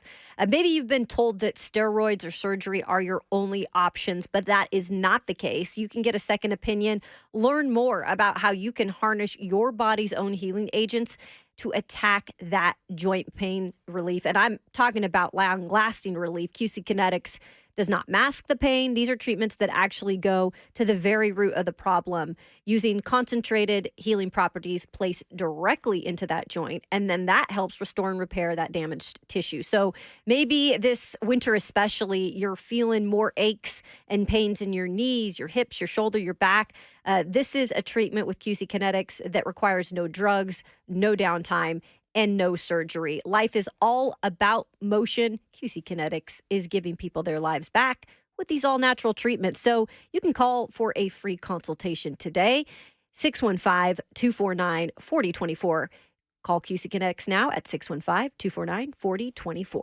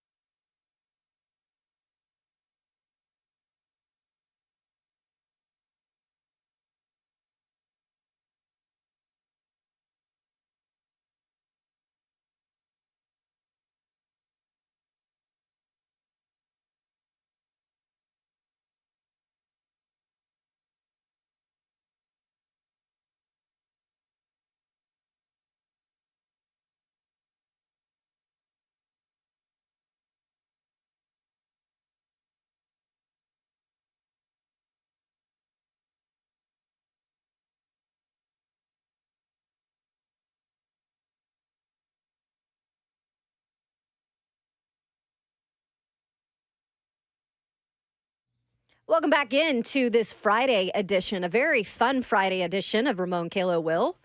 Kayla Anderson, Ramon Foster, Jackson Williams behind the glass, and great stuff, as always, from Brent Hubbs. You can go and listen to that on our Apple Podcasts or wherever you find your podcasts. We put that up every day after the show. Some good information there. But the big breaking news this morning, folks, is this Tennessee Titans staff is coming together. It was actually in the 6 o'clock hour where we were teasing about, they're going to name an offensive coordinator probably here soon. And then literally seconds later, Jackson comes down with a report that Ian Rappaport had reported that they have hired Jags passing game coordinator Nick Holes as the new Titans offensive coordinator. Of course, Brian Callahan and Nick go way back to their high school days where they played some really good football at De La Salle, won championships together, played under an incredible coach and Coach Ladd there. And then they kind of went their separate ways. And Nick Holes has been in the league for a long time. He's, been at Nebraska with Bill Callahan. That's where he started his career when Bill was the head coach at Nebraska. He was in Oakland / the Raiders from 2012 to 2021, where they obviously went through a lot of coaching changes, and he still stayed on staff, meaning they liked what they saw out of this young man. Yep. And now kind of grown up and with the Jacksonville Jaguars, he was their passing game coordinator this last year. And I know an up and down year for Trevor Lawrence, Ramon Foster, but a lot of injuries that Trevor was also dealing with. So I don't think you can all kind of put that on the fact that he didn't maybe perform to what people thought. I mean, not even just that, though. Here's the thing I think is more fascinating, Kayla, to your point about Trevor Lawrence having an up or down year is what they were capable and able to do in Jacksonville with their talent. They do have a plethora of talent. Let's look at the names just real quick. Calvin Ridley, Evan Ingram, Christian Kirk, and Travis Etienne. And Zay Jones throw in there also. Jamal Agnew. They got a bunch of guys that were weapons, and even starting with Calvin Ridley. I mean, being suspended, having to come back to football, and ended up getting 1,000 yards a year this year. You know what I'm saying? On a 1-year tab. And him being the passing game coordinator is actually fascinating to me too, because here's what you want here in Nashville. You have a guy that you believe in Tajay Spears, right? You also have Travis Etienne. Having the ability to run the ball with him, with the new offensive line coach and Bill Callahan, and having a guy that can set up Travis Etienne to where that threat of him being the outlet. Like, you have guys that have somewhat set up the structure. Even with Brian Callahan in Cincinnati, with the stuff that they've done with Joe Mixon over the years, the quick screens to the running back and getting down the field with their wide receivers. Like, if you look at this staff, now I was talking to Rhett Bryan, who's going to join us at the top of the 8 o'clock also to speak about some Senior Bowl, and I'm guessing definitely about these hires. But they have experience with players in different systems, different cities that you won't hear in Nashville. Like, I don't think right now, as it stands, you have a Calvin Ridley on your roster. You're hoping that Chig can turn into an Evan Ingram type of guy. And when he's gone to Evan Ingram being in Jacksonville this year, think about the year he had last year. And no, Nick Holes wasn't there last year. But this year, Evan Ingram doubles back and get another 963 yards at tight end. Okay, and if you incorporate the idea that this offensive line group can better itself through Bill Callahan and the respect that a guy like Tyke Tolbert has in the wide receiver world in college and in the NFL, I mean, goodness. Yeah, Kayla, you gotta be excited. Like, I'm looking at this like, and I said this already. How in the hell do you get a roster of coaches like this? And this is just the beginning. Like, I think the biggest pieces were obviously hiring your offensive and defensive coordinators, right? Yeah. And clearly Bill Callahan for the offensive line is just a home run. And look, his resume says it. That's not just us saying it. His resume says it. His development of offensive linemen says it. And that's what you hope you're going to get out of here when your offensive line is the weakness, the biggest weakness in this Tennessee Titans team that you need to see improvement from, no matter who you draft or who stays here or what free agent you sign. So I think you're right, Ramon. It's just the beginning, too, because we don't even know, the rest of the staff yet. And I'm sure that we're going to be hearing that trickle out in the next couple of days. And I wanted to ask you, you made a good point in terms of, I think a lot of people are questioning, well, what exactly does Nick Foles have on his resume to prove that he can be an offensive coordinator? And I'll say this, and this is just my opinion. Trust is the biggest thing here with a guy like Brian Callahan, because this is like his right-hand man in a way. Right. And Brian Callahan made it clear that he will be calling the plays. And when he was in Cincinnati, he was able to kind of get behind the scenes look at what it was like to be a head coach, because that's what Zach Taylor allowed him to Right. do. And Zach Taylor then trusted Brian Callahan to do a lot of the executing. Here, Brian Callahan is going to come up with a lot of those game plans, but he needs someone to trust in an offensive coordinator who he knows is going to communicate it right, who will bring, I think, some good ideas in terms of Right. his past and his experience. But that's the thing, Ramon. Like, I think some people are just a little bit maybe not as sold on his being the OC, but you got to remember Callahan is going to be calling the plays. Yeah, he will be. And again, one of my sources told me this. The way it would be set up is Callahan would call the plays, and the structure of this will be Nick Foles will be a install guy. He will be cut-ups, the call sheet, and all of that for Callahan. The same somewhat system that they ran in Cincinnati too. Of course, Brian Callahan's job is the head coach, is to manage all three phases of this team: offense, special teams, defense, on top of the politics of being a coach in the city. And I mean, there's a lot that's on the plate of a head coach. So to have a guy hired like Nick Foles to give him some more experience in this league, I think it's a big time advantage for a guy that we believe can call plays and know how to set up the offense. Absolutely. We're going to get Rhett Bryan, executive producer of the Titans Radio, always does a great job. We're going to get his thoughts on the hires. Plus, you guys were down at the Senior Bowl this entire week. Want to pick your brain a little bit about what you saw, maybe some guys to look out for in terms of what the Titans could be looking for. And then at 8:20, we're going to have our good friend Andy Staples of On 3. He's going to join us as well.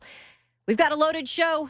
Come back to hear some more here on Ramon, Kale, and Will, 104.5 The Zone.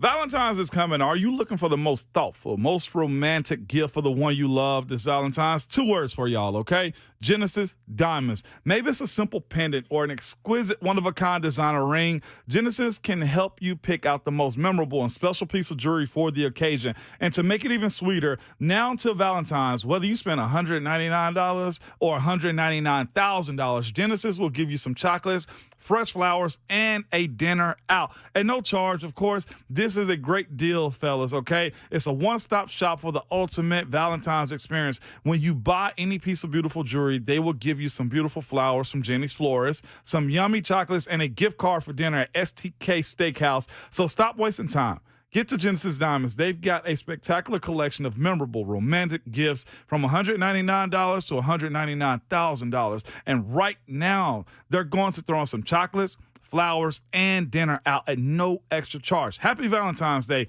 from Genesis Diamonds. And they're located in Green Hills and Cool Springs.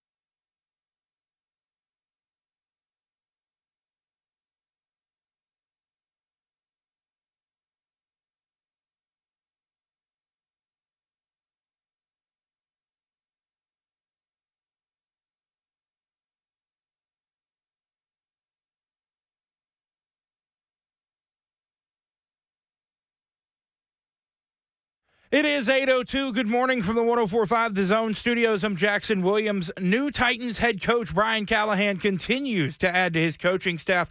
This morning, the Titans reportedly have hired Nick Holes as offensive coordinator in 2023. He was the Jacksonville Jags passing game coordinator. Last night, we found out Bill Callahan, Brian's dad, also reportedly joining the staff in Tennessee. The patriarch of the Callahan family has been with the Browns since 2020. The former Oakland Raiders and Nebraska Cornhuskers head coach will enter his 44th season of coaching in 2024. Titans also named Tyke Tolbert as wide receiver coach. Tolbert spent 2022 and 2023 with the Bears as their wide receiver coach and passing game coordinator.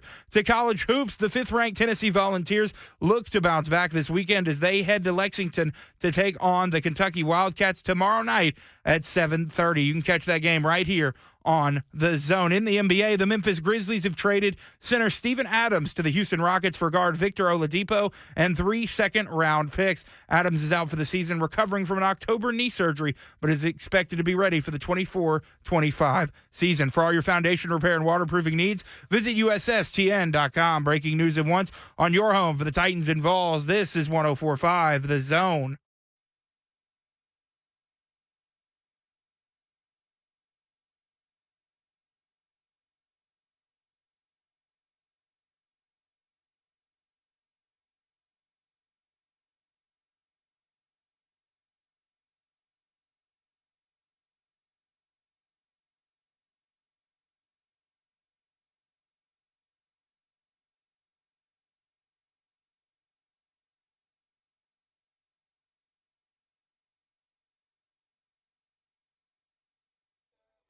Good Friday morning, and welcome into Hour 3 of Ramon, Kayla, and Will, always brewed up by 8th and Roast, locally owned and operated by lifelong friends turned business partners, designing the local shops here in Middle Tennessee.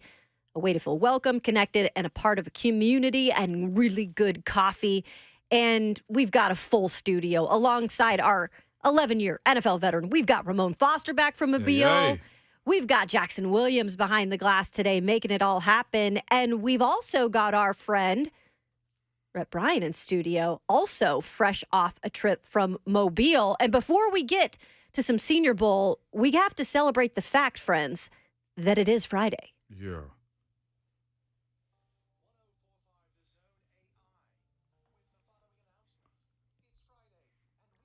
Yay.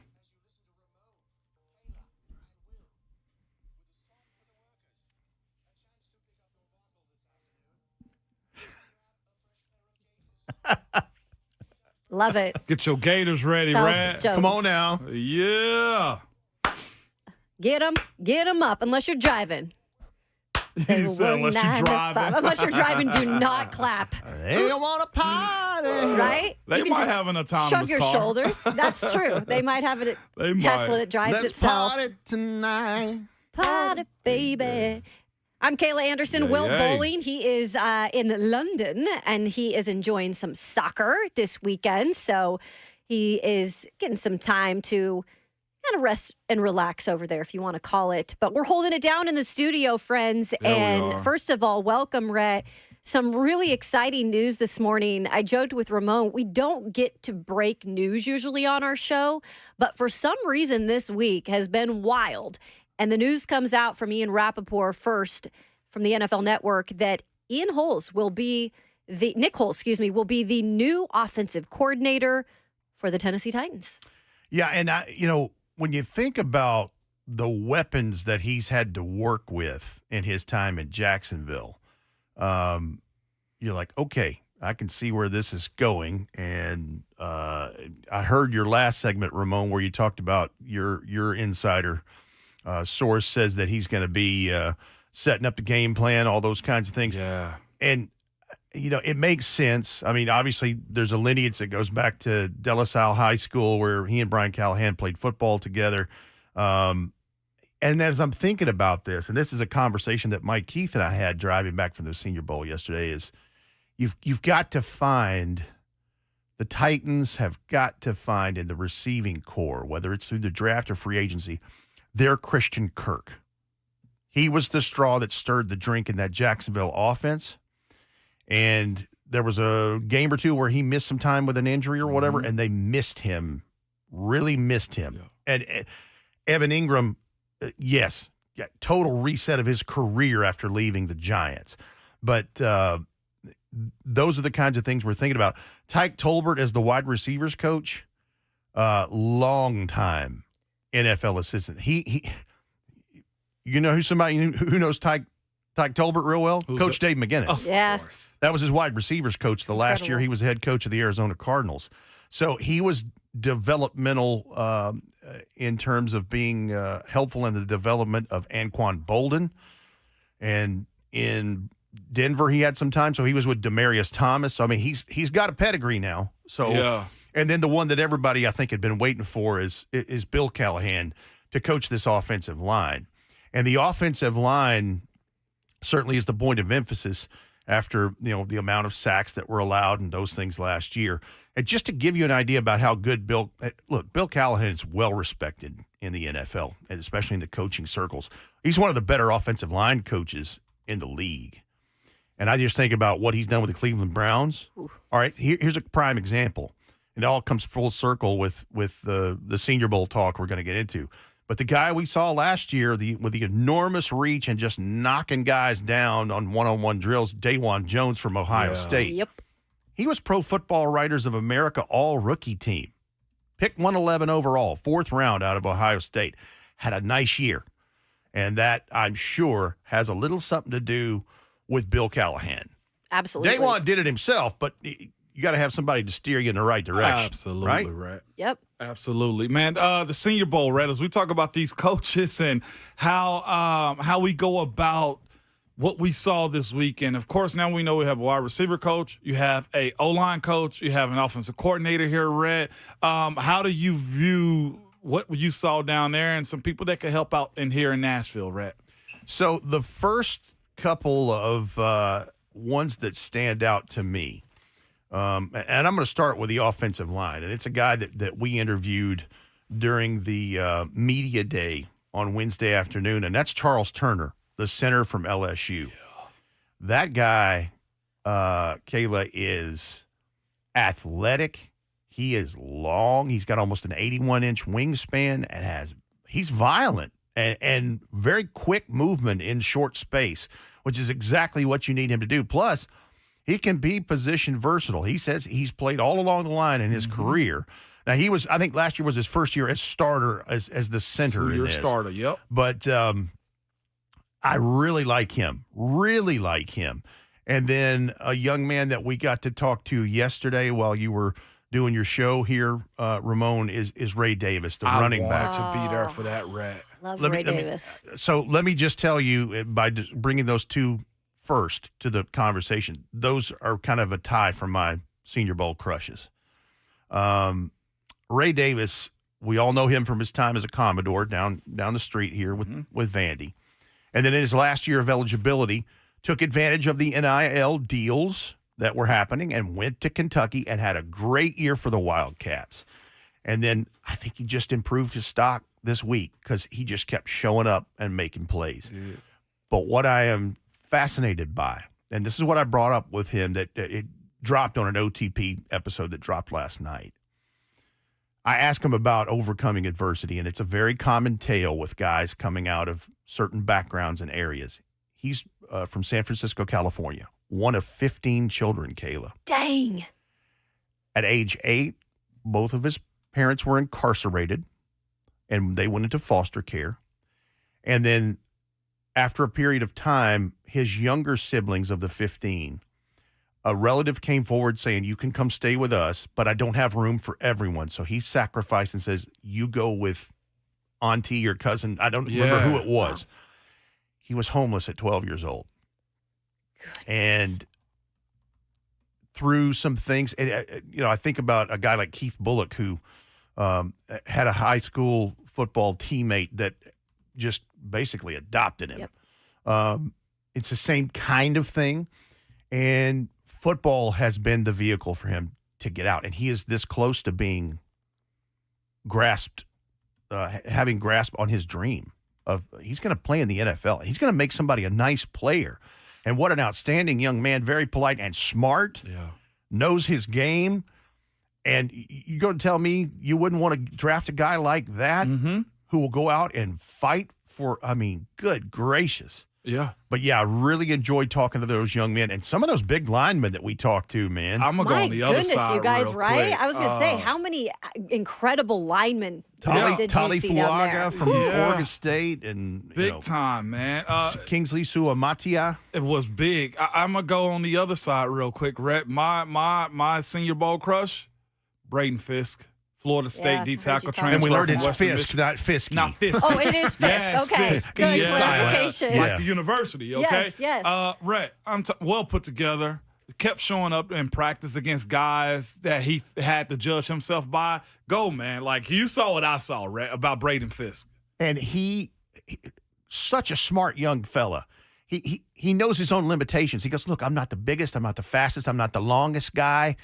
He said, I know what I can do, though. Yeah. And listen, he played most of his career at Western Michigan, and he was a Chippewa. And so he transfers to FSU. They go 13-0. He's a big part of that. In the ACC championship game against Louisville, 9 tackles, 4.5 for loss, 3 quarterback sacks. He was a wrecking machine. He's going to make somebody a really nice defensive lineman. Stock rising, obviously. Yeah, and just, again, he's not the end-all, be-all, but, man, I'd love to have him on the defensive line with Big Jeff. Yeah. Oh, my goodness. We had somebody in the chat Olivia asked, how many of y'all love or like Jackson Powers Johnson, right? Here's the thing. I think the word is out on him. If you listened or watched any of the Senior Bowl. It ain't just us that like, at least me. It ain't just us, is it, right? No. He has the chance to be the first interior offensive lineman taken in the draft. Mm-hmm. Like, out of Oregon. I think Cooper Beebe did not do himself a favor by not being there. Jackson Powers Johnson, and it's a shame because he had some kind of injury in warmups the second day of practice and never came back and actually left the Senior Bowl. Mm-hmm. But whatever that is, hopefully it's nothing bad and he can get with it because, golly, he'll make you a nice one. He really will. Sounds like there was some really good talent down there. Obviously, wrapping things up with the game tomorrow. And we appreciate you. Go check out the OTP because I feel like there is so much good stuff in there. Yeah, right? you're going to learn a lot of these guys' names and their stories and get to kind of hear what their personalities are. We had a fun week. Crammed a lot of stuff in, but we had a really fun week. Loved going to practice, and it's so much fun to watch practice with Ramon and Coach Mack and Mike, and we're just kind of making notes and looking along. But yeah, this is where the process begins, so when we're not talking about coaching hires and the staff that's filling out for Brian Callahan and all the free. I mean, we haven't even talked about free agency. No. Unbelievable. But 104.5 The Zone, we're going to keep you up to date. We sure are. More on the Senior Bowl from our good friend Andy Staples of On 3. That's coming up next on RKW here on 104.5 The Zone.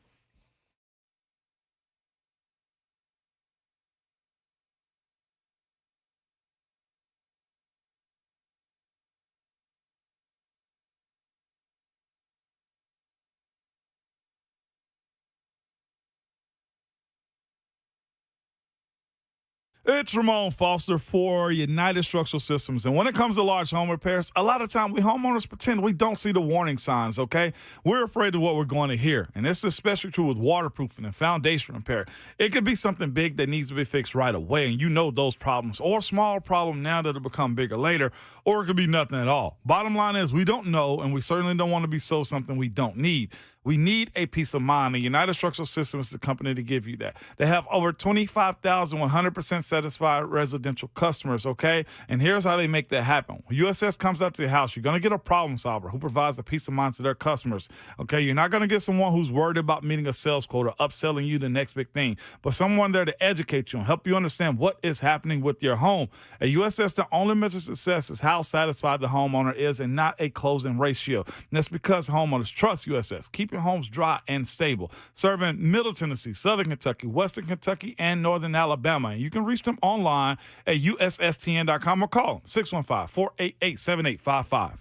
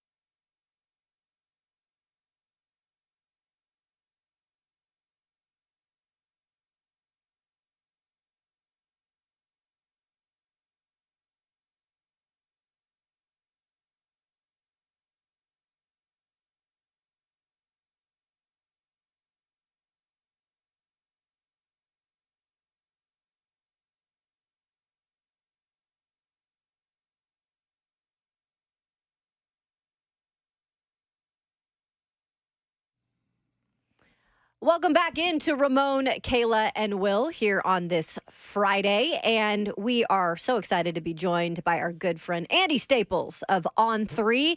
Andy, how are you enjoying Mobile this week? Well, I'm home now, so I you're enjoyed it home? very much while I was there because I was right next to Ramon Foster. That's what I heard. You guys trading stories and everything, and obviously a great amount of talent down there this week. I'll start with that. Who kind of stood out to you if you're just going to pick a couple names, Andy?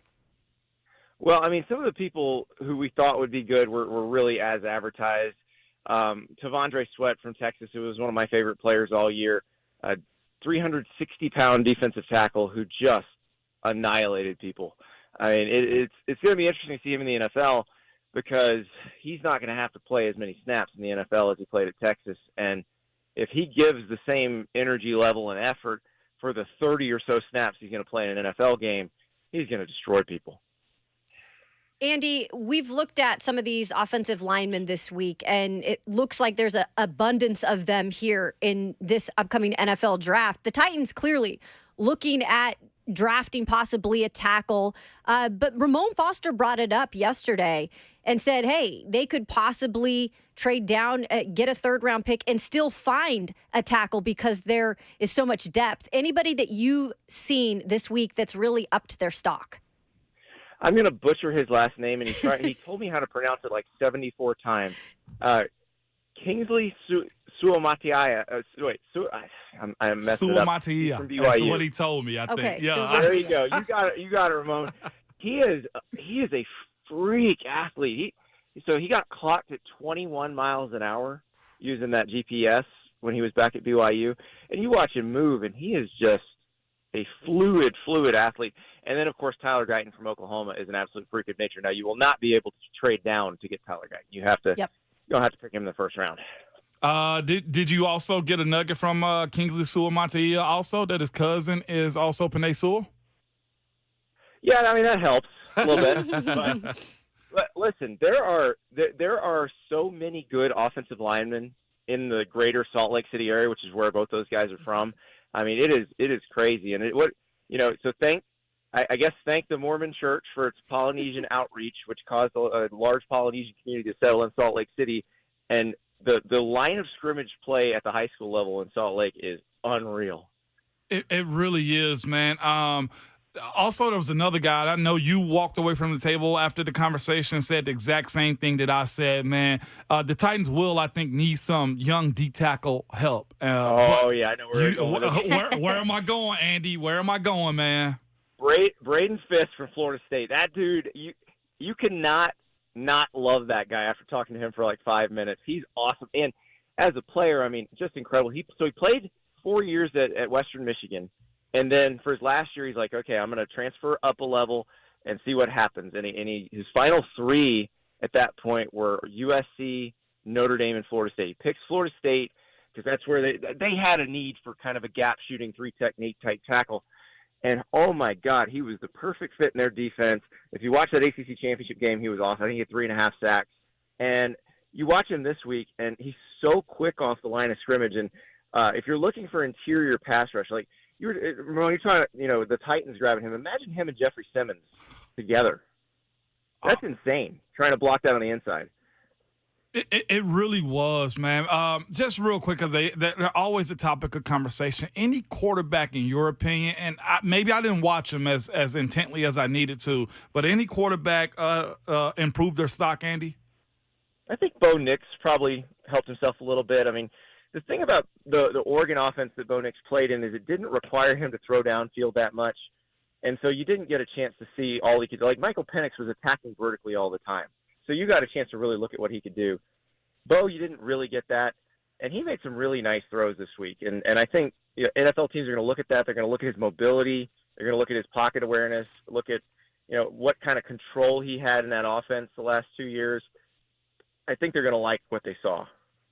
And on the back end of that, too, real quick, we had somebody in our chat ask about the question as far as cornerbacks. And I had a few guys circle, Andy. Cam Hart out of Notre Dame, Kalen King out of Penn State, Quinyon Mitchell, man. Did you get in it the opportunity to put your eye on any of those guys on the back end? Well, Quinyon Mitchell's Toledo, right? Yes. Yes, Toledo. That's the guy. That's the guy. Because when I walked down on the field after one of the practices, because I mean, watching him play, he's unbelievable. He's really fast. He ran I was told the reason that he has been so hyped is that they let him run at Toledo's Pro Day last year. Because remember, now you can have juniors run at Pro Day if you want.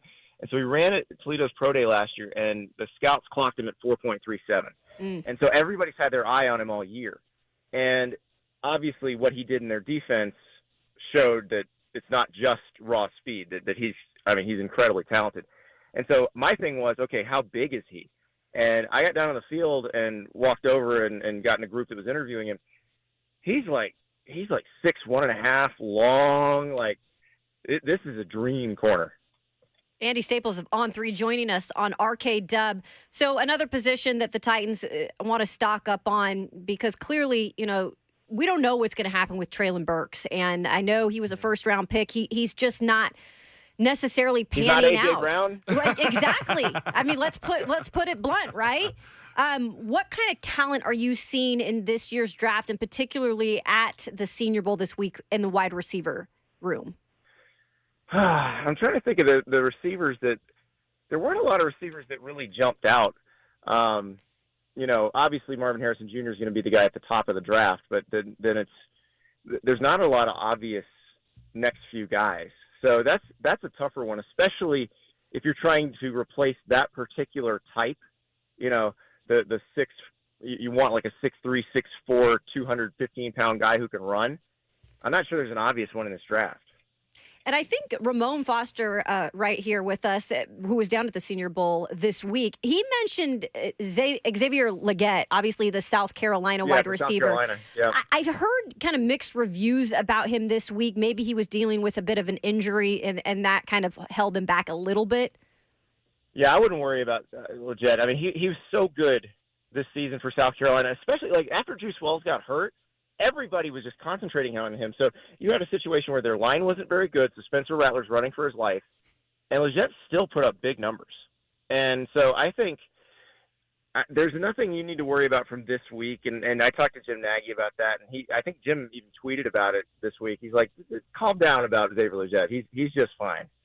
Yeah, Rhett Bryan came here and said it was disclosed that he had a ankle injury that he was nursing down there also. So it's probably why you're getting some of that. The mixed reviews on him. But, Andy, the other topic of the week, man, that NCAA, and not just on Tennessee, but you've been reporting on this in depth, man. What have you got kind of gathered about how they're going to handle this and other universities as far as the NCAA investigating Tennessee right now and the lawsuit against them? Well, Tennessee is not the only one. We already knew about Florida, and then we know about Florida State because their case is already wrapped up. But they have been looking at other schools in terms of NIL, how they recruit people, how they discuss NIL with guys who were recruits rather than who were already enrolled. And it's a key distinction to them. It's not a key distinction to the schools because the schools have kind of been operating a certain way since 2021. And what's interesting is I almost think it's the NCAA trying to commit suicide because their enforcement staff is going after some of the biggest schools, and these schools are like, this is just how we do business now. Like, what have you been doing for the last 2 years? Like, you can't change it now. You can't retroactively enforce it. And the NCAA is saying, well, we're not retroactively enforcing any rules. These rules have always existed. And it's very confusing because they've sent all these different guidance, things. They'll say, okay, we have new guidance on the NIL rules. And the compliance officers read it, and they're like, okay, this is what they're doing now. And then a few months later, more guidance comes out. And then at one point, they had one of their committees, not a large group, I think it was 23 people, vote and say, okay, for all NIL cases, the accused is presumed guilty instead of presumed innocent. And it's like, what are you guys doing here? And so Tennessee, which is in a weird situation, because remember, they just had an NCAA case. And they used that NCAA case so they could fire Jeremy Pruitt for free. So don't let them act all innocent in this thing. They've weaponized the NCAA to get out of paying $13 million to a coach who was losing. But by doing that, they then put themselves on the hook to be repeat violators if they got caught doing anything else. Well, if you go by the letter of the law, the NCAA can catch everybody for this NIL stuff. And so Tennessee doesn't have a lot of options here. So what's going to happen? Well, the state of Tennessee, Commonwealth of Virginia joined together, the attorneys general, they joined together, and they sue the NCAA saying that those NIL rules violate the Sherman Antitrust Act, which means they're basically collusion is what they're saying. And it is collusion. Every NCAA rule that limits a player's ability to make money is collusion. Like, the Supreme Court's already decided that. So it's going to probably get kicked when it goes into court. Like, if they have a hearing, the judge is probably going to rule for a temporary restraining order, which means the NCAA will not be able to enforce the NIL rules anymore. And that's really Tennessee's best option right now. As far as timeline with this type of stuff, Andy, because court systems can take a very long time and lawyers get rich out of this, okay? How long do you expect this type of process to go around this time for the Vols and anybody else involved in it? Well, as far as the temporary restraining order, they want it to happen next week. So if you want to look at a similar case, the transfer rules. And this is where I think it's really interesting. So last month, the state of West Virginia sues over the transfer rules. 7 other states join in. The U.S. Justice Department joins in. And it was over you have to sit out a year after your second transfer. So it's not even over the old ones where you had to sit out a year over the first transfer. Like, you have the free transfer, and they were saying you have to sit out a year for the second one. And they sued over that. And that, I think, and you guys know me, I hate most NCAA rules. Like, I thought that was a fairly reasonable rule. It lasted like 2 hours in federal court. It was gone. Temporary restraining order issued, followed by an injunction. NCAA backs off. Rules don't apply.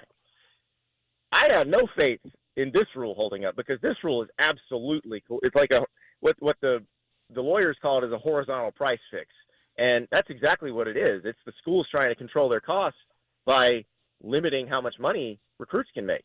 And I think the lawyers, the attorneys general who wrote the complaint put it the right way.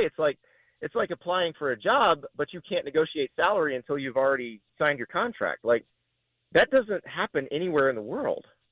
Wow. It's crazy. And on the back end of this thing, man, you talk to a bunch of coaches, recruits and all, man. How do they actually feel about the NIL era as far as and recruiting that it's become? Because the NCAA had some purpose, and that purpose is to have, rules set in place. Are coaches somewhat getting fed up with how it's kind of breaking down, or they just say we're going to roll with it until we can't anymore? Well, the coaches hate it because it's more work for them. And it's more the transfer rules than the NIL. The NIL is not great, but it's the combination of the NIL and the transfer rule that make it hard for coaches, because you have to re-recruit your roster constantly. Like, a guy can come in week 4 and be like, listen, I'm going to need more money to play week 5. Or I'm hitting the portal after this season. And, you don't want it to be like that. But the problem is the only way to negotiate rules or create rules where you can control player movement, if you wanted to have a salary cap or some sort of limit on compensation, the only way to do that is collectively bargain with the players. There's the only way you can do it without getting dragged into court. And the Supreme Court was very clear on this. They basically, Brett Kavanaugh said, that's one of the justices, he's like, if any of your rules come back before us, they're getting kicked. So fix it. And they're going to have to figure it out. Like, they're going to have to figure out how to collectively bargain with the athletes, unless they just want to keep this happening over and over again. And I think a lot of the leaders in college sports understand that now. There's still a bunch of true believers who think they can turn back the clock to 20 years ago. It's never going to happen.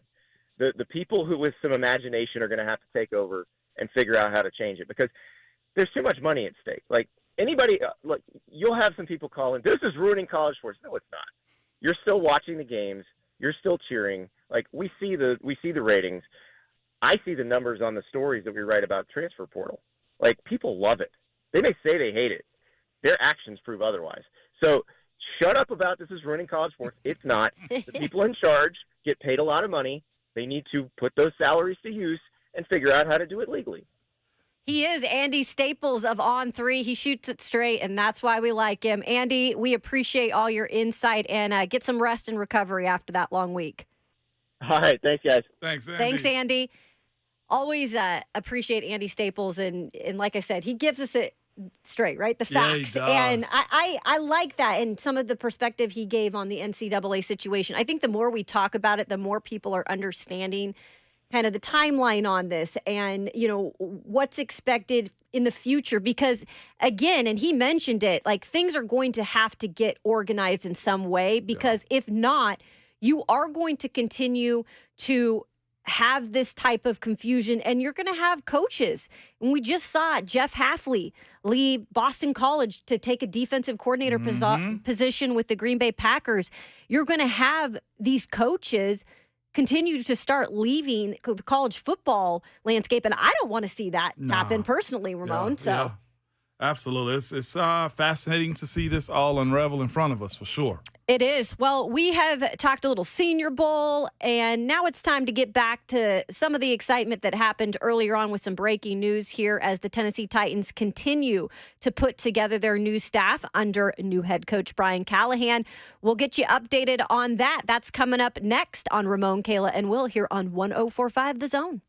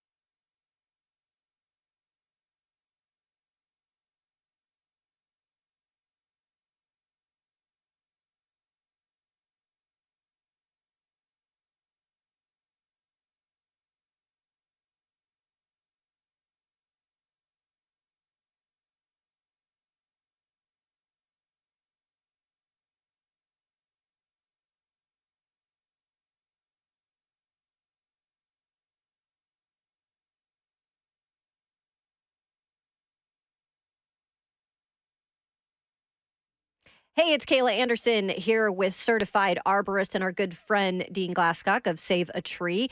And it is that time of the year that you really need to be paying attention to your trees and shrubs after the winter storms that hit us. Dean, what can you tell us about, dormant pruning right now? And also, you guys offer full service tree and shrub care. Yeah, that's right. Yeah, if you're interested and if you have questions or there's something that you see that's not right, or if you just want to know, get an evaluation, just pick up the phone, give us a call, 615-299-9999. Been doing this a long time here in Nashville for almost 30 years. And remember, it's Save a Tree, SAVATREE.com. 615-299-9999. And the word is service, because that's what we want to do. We want to serve you, and we will serve you if you give us a chance. We're certified arborists. We've got a bunch of arborists on staff, tons of great equipment. We follow all the safety standards and all that goes along with that. So you can be sure that you're going to get a transparent reading on what we find around your home. Remember that it's winter's just about over. We're going to start warming up, and the pressure of the pests are going to start feeding, and the eggs are going to start hatching. So if you call us, 615-299-9999, we can set you up on a plant health care program that will provide like an insurance policy almost to your expensive landscaping. So we want to hear from you. 615-299-9999. It's a beautiful day. Everybody have a great day. Thank you. They are the experts, Dean Glasscock and Save a Tree. And like he said, you can go to their website at Save a Tree. That is SAVATREE.com, or you can simply call them at 615-299-9999.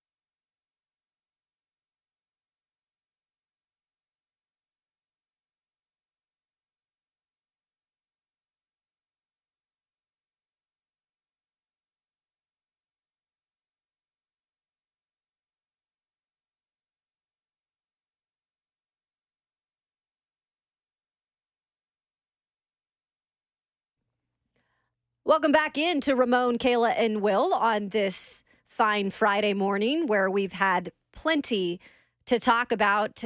Thanks again to Andy Staples of On3 joining us in the last segment to talk a little Senior Bowl and all things when it comes to the NCAA, kind of setting us straight because there is a lot out there. And I appreciate Brent Hubbs earlier today also kind of making us all a little bit smarter in terms of what to expect here moving forward with the NCAA and specifically with the ongoing battle with the Vols. But the big news this morning, and it was fun in the 6 o'clock hour, we don't get a break news often on this show. So we kind of relish the opportunity to do that. And sure enough, in the 6 o'clock hour, Ian Rappaport of the NFL Network first reporting it that the Tennessee Titans have hired their new offensive coordinator under first-year head coach Brian Callahan, and that will be the Jacksonville Jaguars passing game coordinator, Nick Holes. The both of them have known each other for a very long time, going back to their De La Salle days and where they won championships together at the high school level. But Nick Holes in particular, with a lot of experience in the league, Ramon, he has been in several different places, spent a good chunk of years with the Oakland Raiders, the Las Vegas Raiders, where he was maintained on staff even through different head coaches. 10 years. For 10 years. I mean, that's pretty impressive, Ramon, considering the fact that I look at a guy like Arthur Smith, when Arthur Smith was retained here through some different head coaches because they saw the value in a guy like that. And I think, if anything, you're hiring a guy who Brian Callahan really trusts to communicate what he wants to see out of this offense. Yes, absolutely, Kayla. And looking at the 2022 UNLV schedule, too, it's fascinating to look back at their game and schedule. So I just happened to do a quick search on them. They went 9-5 that year and 6-2 in the conference. Lost games to Michigan, but of course the amount of points that they put up: 44 points, 40 points against Vanderbilt. By the way, UNLV beat Vanderbilt in 2022, 40-37, 44 points. I mean, the way they've scored, so he understands how to play the game and be one of those types of coaches. So you're getting guys that have bright futures in how they call offenses. We're getting more answers to the offensive side. I think, what are we missing right now, Kayla? Tight ends coach, quarterback coach, maybe, unless Brian Callahan's working with him. But here's the thing about Nick Holes, too.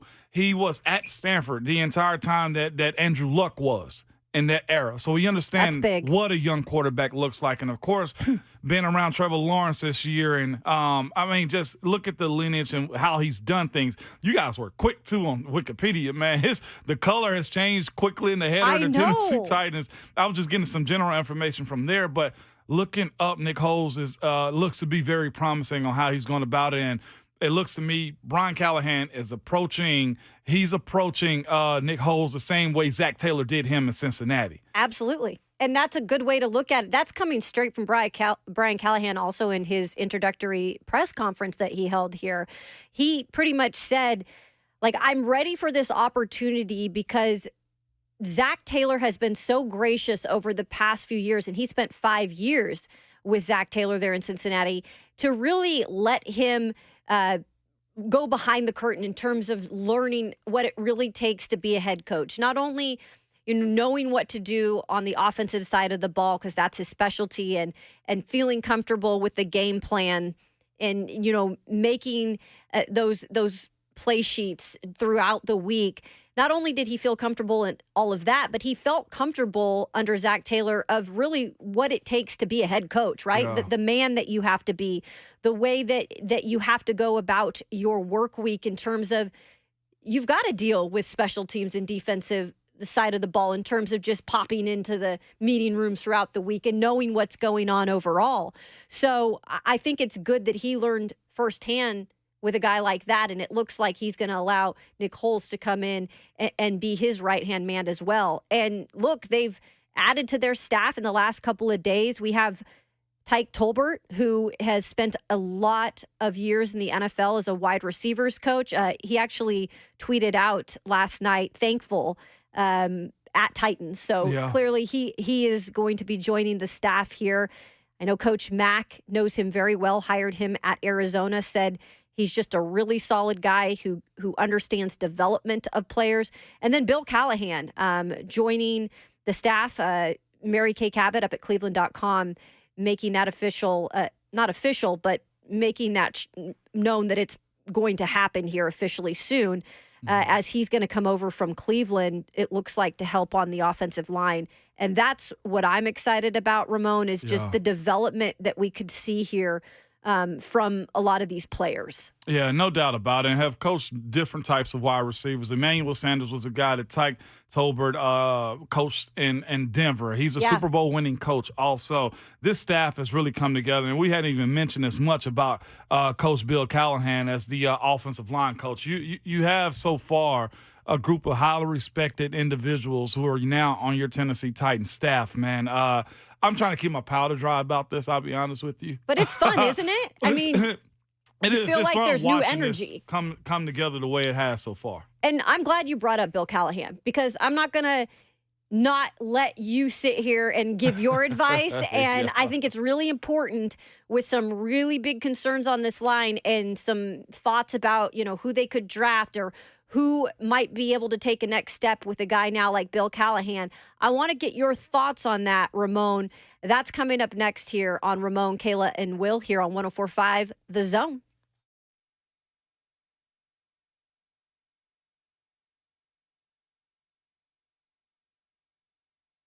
It's Ramon Foster for the Nashville Predators. I'm here to tell you guys, big Saturday night in Smashville as a Preds fan returns from the All-Star break to begin a 3-game homestand. Yes, 3 games coming up at home. First up will be Saturday, February 10th, as they take on the Arizona Coyotes at 7 p.m. at Bridgestone, okay? Here's a cool thing about it. You can celebrate Asian and Pacific Islanders Heritage Night with a special ticket package that includes a ticket and a shirt designed by a local artist. And you know how I feel about local business, man. Always support local. So get in there, get that ticket and the package that comes along with it. You can get your tickets here for the game at NashvillePredators.com/tickets.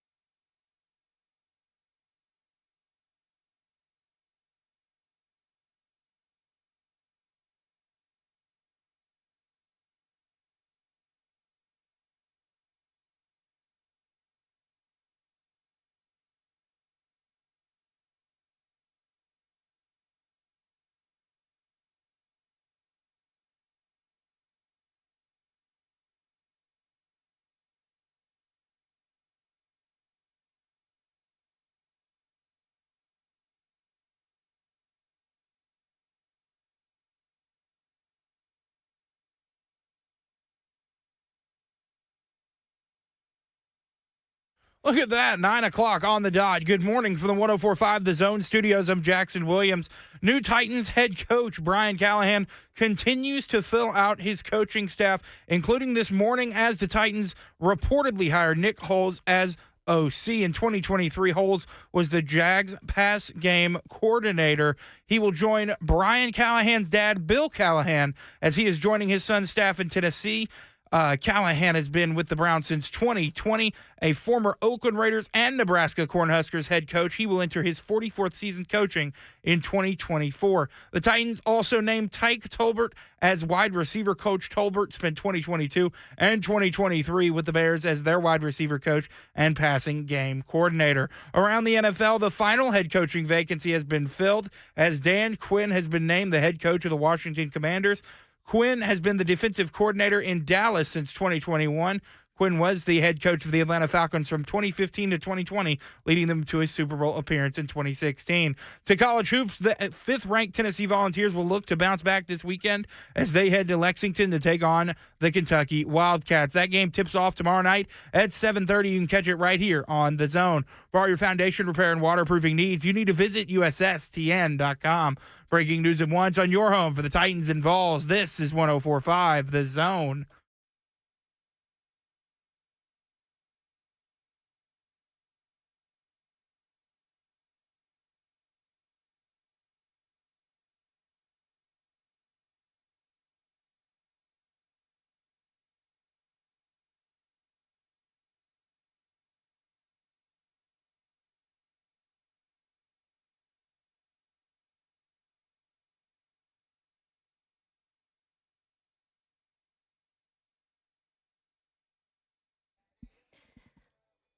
Welcome in to the final hour of Ramon, Kayla, and Will. And that means, yes, you can officially put those hands up because it is hour 4 and we are revved up. We are ready to go. Giving it our all here in the final hour. We are always brewed up by our good friends at 8th and Roast with locations all over Middle Tennessee, 8th Avenue, Charlotte. They've got 2 in the airport, 1 right here in Midtown. 8th and Roast coffee cultivating community by the cup, alongside our 11-year NFL veteran. If you didn't know, now you know. His name is Ramon Foster. And we've got Jackson Williams behind the glass. He's filling in for Robert Walsh today. I'm Kayla Anderson, driving the ship. Will Bulling, enjoying some time over in London, watching some soccer.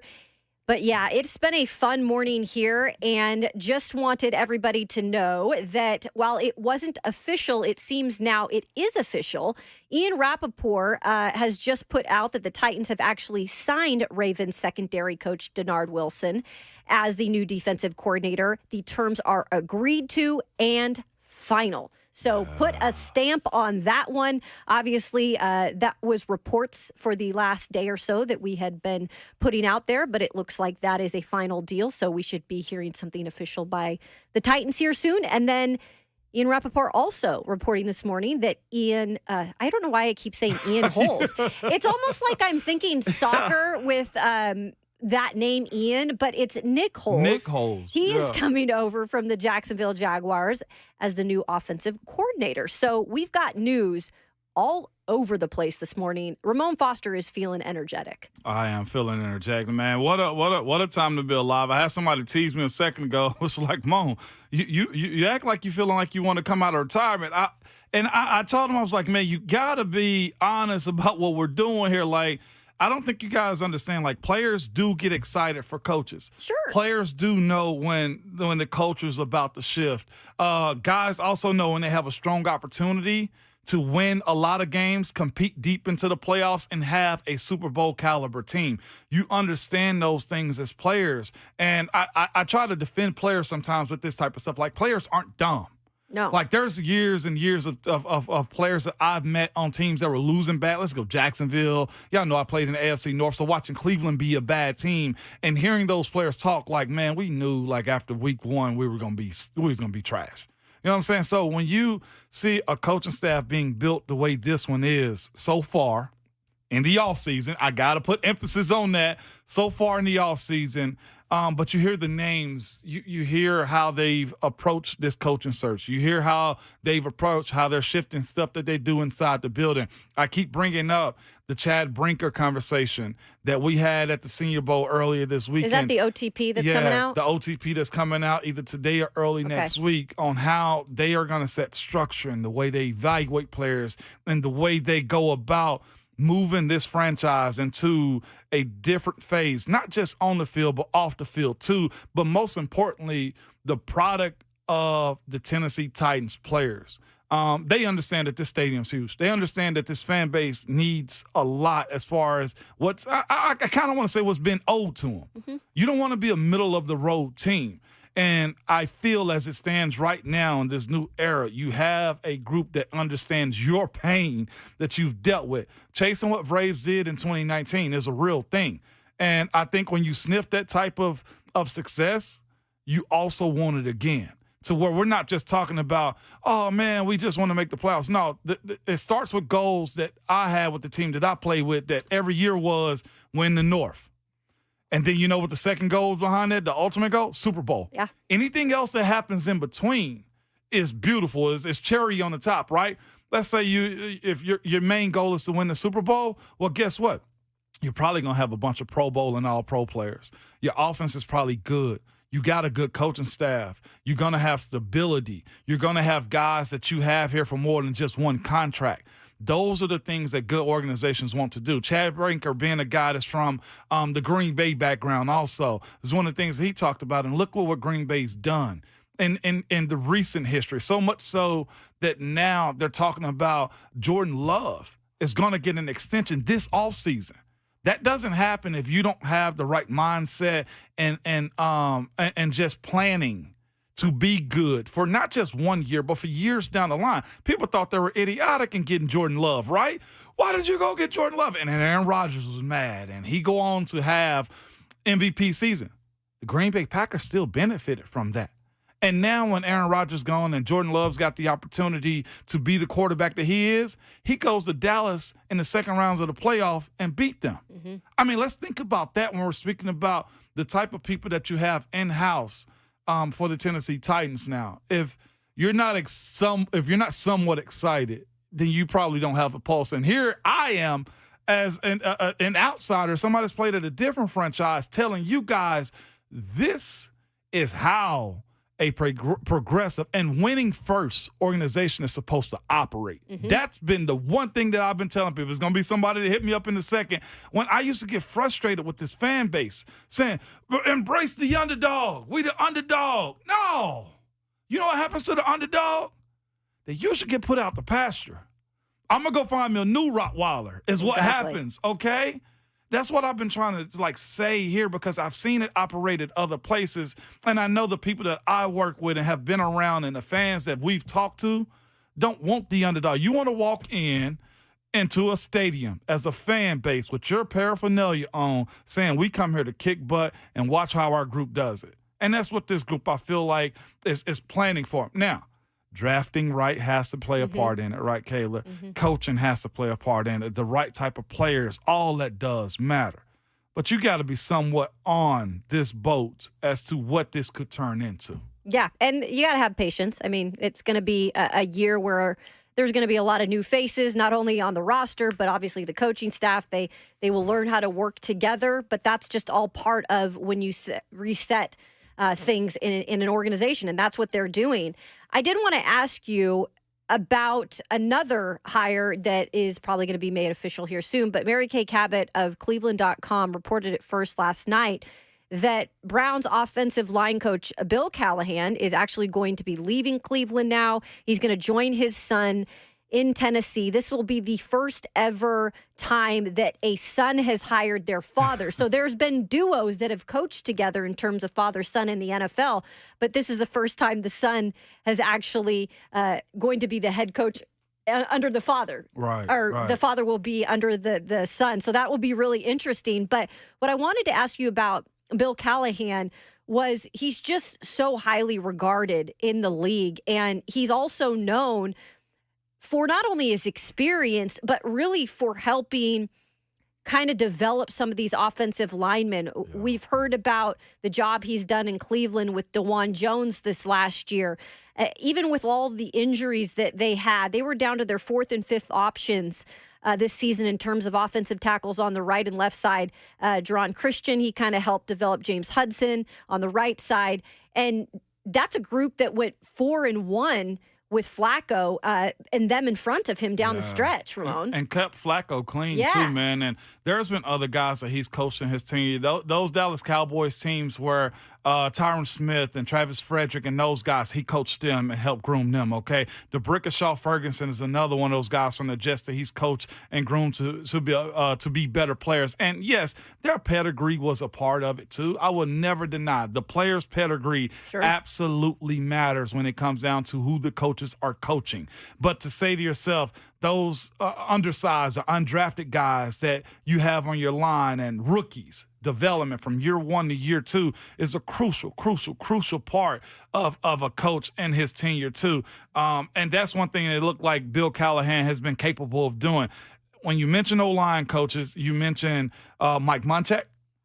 You also mentioned Bill Callahan. That's how it works. And again, just looking up some of the guys, Nick Mango, Alan Faneca, DeBrickashaw Ferguson, some of those dudes. And I mentioned, of course, just a second ago, Tyron Smith, Zach Martin, Travis Frederick. Like, these are the guys that he's helped, grow as pros. We were good when Munch came to us, and he made us better. And that's what you want as a coach. And somebody asked me earlier, somebody said in the F&M Bank chat, do you think there will be do you think these guys on this roster currently, NPF, Dylan Radens, right, Peter Skoronsky, guys, Jalen Duncan, deserve second chances? They do, yeah. And I said in the comments, I replied back by saying, when you have a coach like this that we presume to be good, right, we assume to be good, then those guys absolutely deserve a second chance. If they prove that they can't get better under him, then that's a them problem. You're not buying into what I got, or you're just not good enough. I feel like the coaches that you have now, if we believe in what they're capable of doing, and their track record says they make players better, Tyke Tolbert is make players better, then you'll never have to ask the question sometimes, maybe if they butt heads with the coach, you'll never have to ask the question, do we have good guys? Because if they're good enough to be coached up by these guys, then they should get better. Yeah. Because they have a track record of developing players, at least the hires that we have seen here in the last 24 hours. Let's get into some good stuff with Kevin Clark next of ESPN. He has really got knowledge for days when it comes to the NFL. Let's ask him about the Brian Callahan hire, what he could bring to the table, because he knows him very well. He'll have some more insight to give us. That's coming up next on Ramon, Kayla, and Will here on 104.5 The Zone.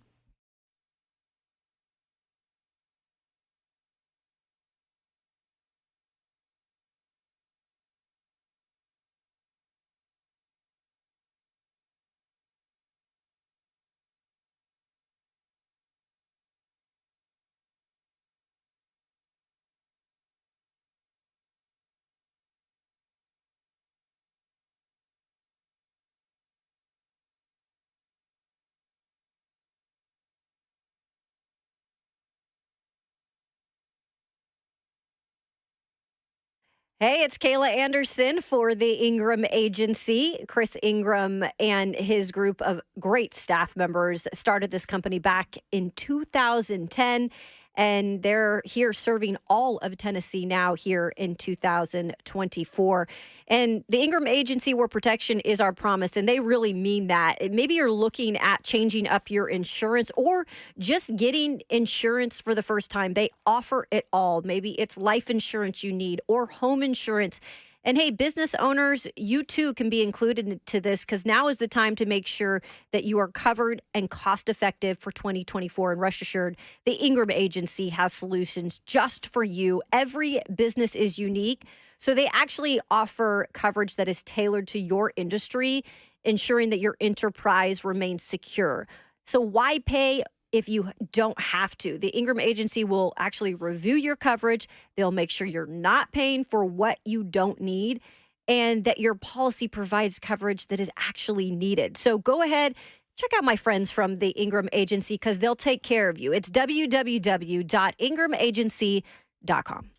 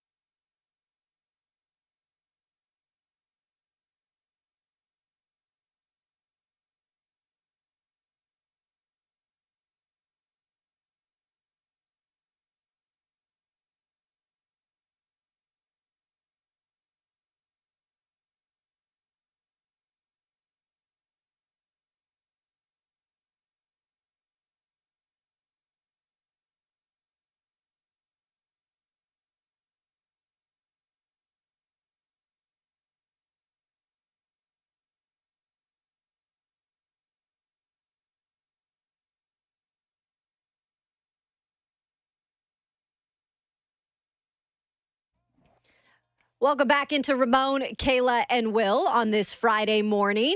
Kayla Anderson, Ramon Foster with you guys. And joining us on the hotline, it is Kevin Clark of ESPN. Also has a show called This is Football for Omaha Productions. How are you, Kevin? What's going on? I'm glad to be here. Glad to have you here, man. It has been wild for the last 2 days as we are starting to see this Titans staff come together under new head coach Brian Callahan. And that's where I'll start with you, Kevin. You know him well in terms of his work. What do you expect out of a guy like Brian Callahan as a head coach now here in Tennessee? He does the number one thing that is required of a head coach in 2024, which is he supports the quarterback. He's done it with Peyton Manning, which was an easy job, Stafford, which is a medium job, and then Joe Burrow, bringing him from a rookie to what he is now. He gives those guys the platforms they need. I spent a long time with him talking about the different adjustments that he's had to make with Burrow. Obviously, Burrow does so much of it because he's basically a supercomputer. But Brian Callahan was there to help, and I think that if you're going to maximize the quarterback position, whether that's Levis or somebody else down the road, you want a guy like Brian Callahan. So I think it's a great hire. I think that there probably was some trepidation because he wasn't the play caller in Cincinnati. In my opinion, that doesn't matter. They got a good one. And it looks like he will have a new offensive coordinator who he goes way back to with his days at De La Salle in Concord, where they won championships together there at their high school. And now it looks like Nick Holes will be the offensive coordinator here. How do you see that relationship working out in terms of, obviously Brian Callahan is going to be the play caller, but needs someone he can trust, right, to communicate and execute that? Yeah, well regarded throughout the league. I think that everybody's role is so different when you're not the play caller. What does the OC do? Well, I mean, listen, that was what Brian Callahan was doing in Cincinnati, and it's a lot of support stuff. It's a lot of, hey, making these adjustments, meeting with the quarterback throughout the week. I think he's doing all the right things as far as building that staff, bringing in someone he knows and trusts. That can only help. I mean, I think you have to have a mix, guys, of guys you know really well, who you know will be in the foxhole with you, and guys you don't know, because I think that there's a lot of cronyism and just hiring your buddies and stuff throughout the staff, and so you need a mixture of that. Guys you do know, guys you don't know, and I think that getting that balance right is one of the biggest challenges in modern football. But it seems like Brian Callahan's going about it the right way. Kevin Clark is joining us this morning to discuss Brian Callahan and some of these Titans hires here. Kevin, thanks for joining us, man. Really do appreciate it. With that being said, are we seeing a trend that, was started by Zach Taylor and Brian Callahan in Cincinnati, to where an offensive guy hired to be your head coach calls the plays, and it seems like the template is to hire somebody to pretty much assist and set them up to be successful on game day? Because the pro tip is Andy Reid is doing the exact same thing with Matt Nagy in Kansas City.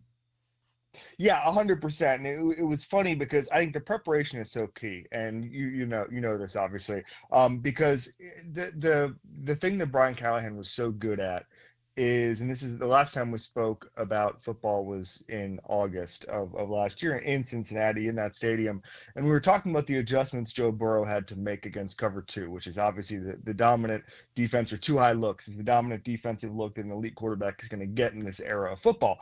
And he was saying basically teams change their identity because of Joe Burrow and how good he is. And so they have to have 4 or 5 game plans going into a week, because the Ravens might change their identity for Joe Burrow, or the Browns might change their identity for Joe Burrow just to defend a certain pass. And so they needed to have, okay, hey, we need a Tampa 2 playbook this week. We need a 1 high playbook this week. Or they're using this new front we haven't seen because they're trying to get Joe Burrow out of his rhythm. And Brian Callahan's job was to have all of those different plans and backup plans. It was a free-flowing thing. And if you don't have a play caller and a guy who's going to be able to help you, whether that's a quarterback's coach, whether that's an OC who doesn't call plays, you're going to be lost. Andy Reid, as you just said, cannot do this all by himself. We've seen that time and time again. He needs a offensive coordinator who knows the system, knows exactly what he's doing, whether that's Matt Nagy, whether that's Eric Bieniemy, whether that's Doug Peterson before him. And that's the setup. If you have a play caller head coach, the setup is you better have an OC who's going to help as much as possible with the quarterback position. When you also look, it's been reported by Mary Kay Cabot that his father, I only want to say it, is almost like nepotism or something in the reverse way, right? Nepotism. In the reverse way, though, but the first time head coach hiring a father to be his coach. Can you give us more insight, if you have, on that dynamic of those two guys and what his father somewhat done in this league and what that can mean for a Tennessee Titans team that was bad in protecting Will Levis, Ryan Tannehill, and others here in Nashville? I mean, I've seen people say, and I've heard people say, that Bill Callahan is the best position coach in football on that offensive line. And I don't know anything to disprove that. This is a massive hire. It's funny because when I saw this, and I don't know if I can say this on the radio in Tennessee, when I saw this, initially they said it was the first time an NFL coach has hired their father. And I actually misremembered and thought that Lane Kiffin had hired his father, Monty, with the Raiders, but it wasn't. It was in 2009 with the Tennessee Volunteers. But I'm not going to mention Lane Kiffin's Tennessee tenure here. But it was kind of like that, where it's like you're the son of a legendary guy, and then you bring him in. Obviously, you mentioned with Nick Holtz, like obviously a guy you can trust in your father, a guy who knows the game, a guy who can help you, who's been a head coach. That Bill Callahan did not have a successful head coaching tenure with the Raiders, 20 years ago, but he still knows how things are done. He's worked for a lot of great coaches, so that can only help. And so I think that this is massive. And he had said in the past to Bengals beat writers that if he ever was a head coach, he'd want to coach with his father. And you're right, it is some sort of weird reverse nepotism. I think it's kind of funny. And what do you do? What do you do if your dad screws up? Do you call him into the office and say, hey man, do you rip him a new one? It's a very funny dynamic. But the good news is that Bill Callahan is very good at his job, so you won't have to worry about that. Kevin, man, you've talked to a lot of players of different positions, and you hear conversations about coaches and, what they like about their team and dislike about their team. I've been trying to keep myself calm because the staff that they're getting here in Nashville, if you're a player, you know these names and you understand what they're capable of doing. If you're starting with Brian Callahan and then his father, and, of course, they have Tyke Tolbert as a coach that's in the fold too, from the player's perspective, they understand what's good and what's bad when it comes down to how coaches and teams are built, right? Yeah, definitely. I mean, all that matters is the players. It doesn't matter how we view it or what Bill Callahan's reputation is around the league or what Tyke Tolbert's reputation around the league is that the players are going to buy in or not very early on. And so I think that's always the biggest thing. That's also why you get a group of authentic guys, is because players can smell a fraud a mile away. And you certainly know, I'm sure you've been around. You doggone right. Where you don't want to buy in. And I think that the most important thing is getting guys who've been around the league, who players like, and I think that especially with the team that's in transition, it's going to be a lot of younger players. There's going to be a lot of roster turnover. It's going to be about teaching, and it's going to be about getting through to these guys. And so I think it looks like Brian Callahan is building a staff with that in mind. So that's funny you say that. As players, we had a coach on our roster. I will not say what year, what time, what position, or anything, okay? But let's just say this. The conversation was, man, there's a village idiot, okay? so we know when it's good and when it's bad, Kevin.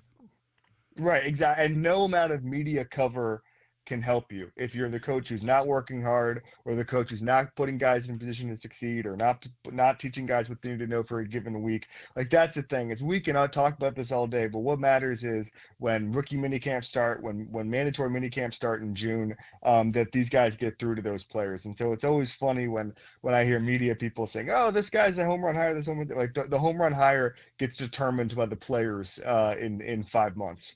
Kevin Clark of ESPN, so kind to join us this morning on RKW. So, Kevin, when it comes to just Callahan's extensive resume working with quarterbacks, I think it's so important to note just the types of quarterbacks he's worked with along the path, because they're all different, right? But it seems like everywhere he's been able to get a lot out of them. What has gone into that in terms of being able to make these guys successful? Is it just him listening? Is it the way that he connects with them? What have you seen? Well, I think it's going to be hard for him to take much credit for Peyton Manning. But he can try. The thing about the conversations that I've had for the past 4 years, I want to say in Cincinnati, are he empowers the quarterbacks. And that flows from Peyton Manning, because he saw the ownership that Peyton Manning had over that offense. And obviously, you're not going to be able to do that with a second-year guy or a guy who's not necessarily proven, but you could do that with Peyton Manning, Matthew Stafford, and then eventually Joe Burrow, is get them into quote-unquote Peyton Manning mode, which is the term he used. And it's really about letting the quarterback have a say in everything. And that's what good coaches tend to do, is they say, hey, what are you comfortable with? And then we have these concepts and we'll blend them together. What did Joe Burrow run at LSU? Let's all blend this together. I mean, you think about somebody like Will Levis, like there were concepts at Kentucky that he thrived on. Maybe you get, you have a meeting and you say, hey, let's take this from Liam Cohen's offense or whatever, and let's just kind of blend this whole thing together. And so I think it's more about being player-led and quarterback-led. Those are the best coaches in this era, are the coaches who take what the player's comfortable with and blends it with their style. I think that the old way, and the reason so many quarterbacks or players have failed over the past 15 years is the coach said, hey, I want you to do this. That may not be what the player is good at or comfortable with. Bill Belichick famously, he used to say, don't tell me what a player can't do in scouting, tell me what he can do, and then we'll figure that out. And I think that when you coach from that perspective, good things are going to happen. And it seems like Brian Callahan's got that vision where he says, we want the quarterback to have so much input that he is comfortable with everything that we do. And I think that when you see the quarterbacks he's had a chance to coach, you see a lot of that reflected in it, where it's okay, Stafford's going to have success here because they're going to do the stuff that he wants to do and build a support structure around him. Peyton Manning, obviously, Burrow. So that's the biggest thing for me is, sitting down with Will Levis saying, hey, what do you want to cook with, and then building an offense from there. I think the other thing people are excited about here, just with a fresh look and really focusing for once on the offense, because it's been a little bit of a lack of focus here in really in terms of the wide receivers too. And I know they've had some studs over there in Cincinnati. They just have hired, it looks like, Tyke Tolbert as a new wide receivers coach here to work with Brian Callahan. But how much can Callahan's experience just kind of getting a lot out of those receivers there in Cincinnati to be for here in Tennessee, where you've got a guy like Treylon Burks who just hasn't developed yet? Yeah, again, going back to the Peyton Manning thing, it'd be great if there was a T. Higgins or a Jamar Chase on this roster. That has not yet shown itself. But the one thing about those guys is the free-flowing chemistry that they all had and the ability for them to play basketball on grass. And the one thing I've always said about Burrow and that offense is that if you have a franchise-changing guy or guys, because I really do think there's 3 or 4 guys on that Bengals offense who are franchise changers, you have to have the humility and the capability to let them change the franchise. Kind of what I was talking about earlier, but they let those guys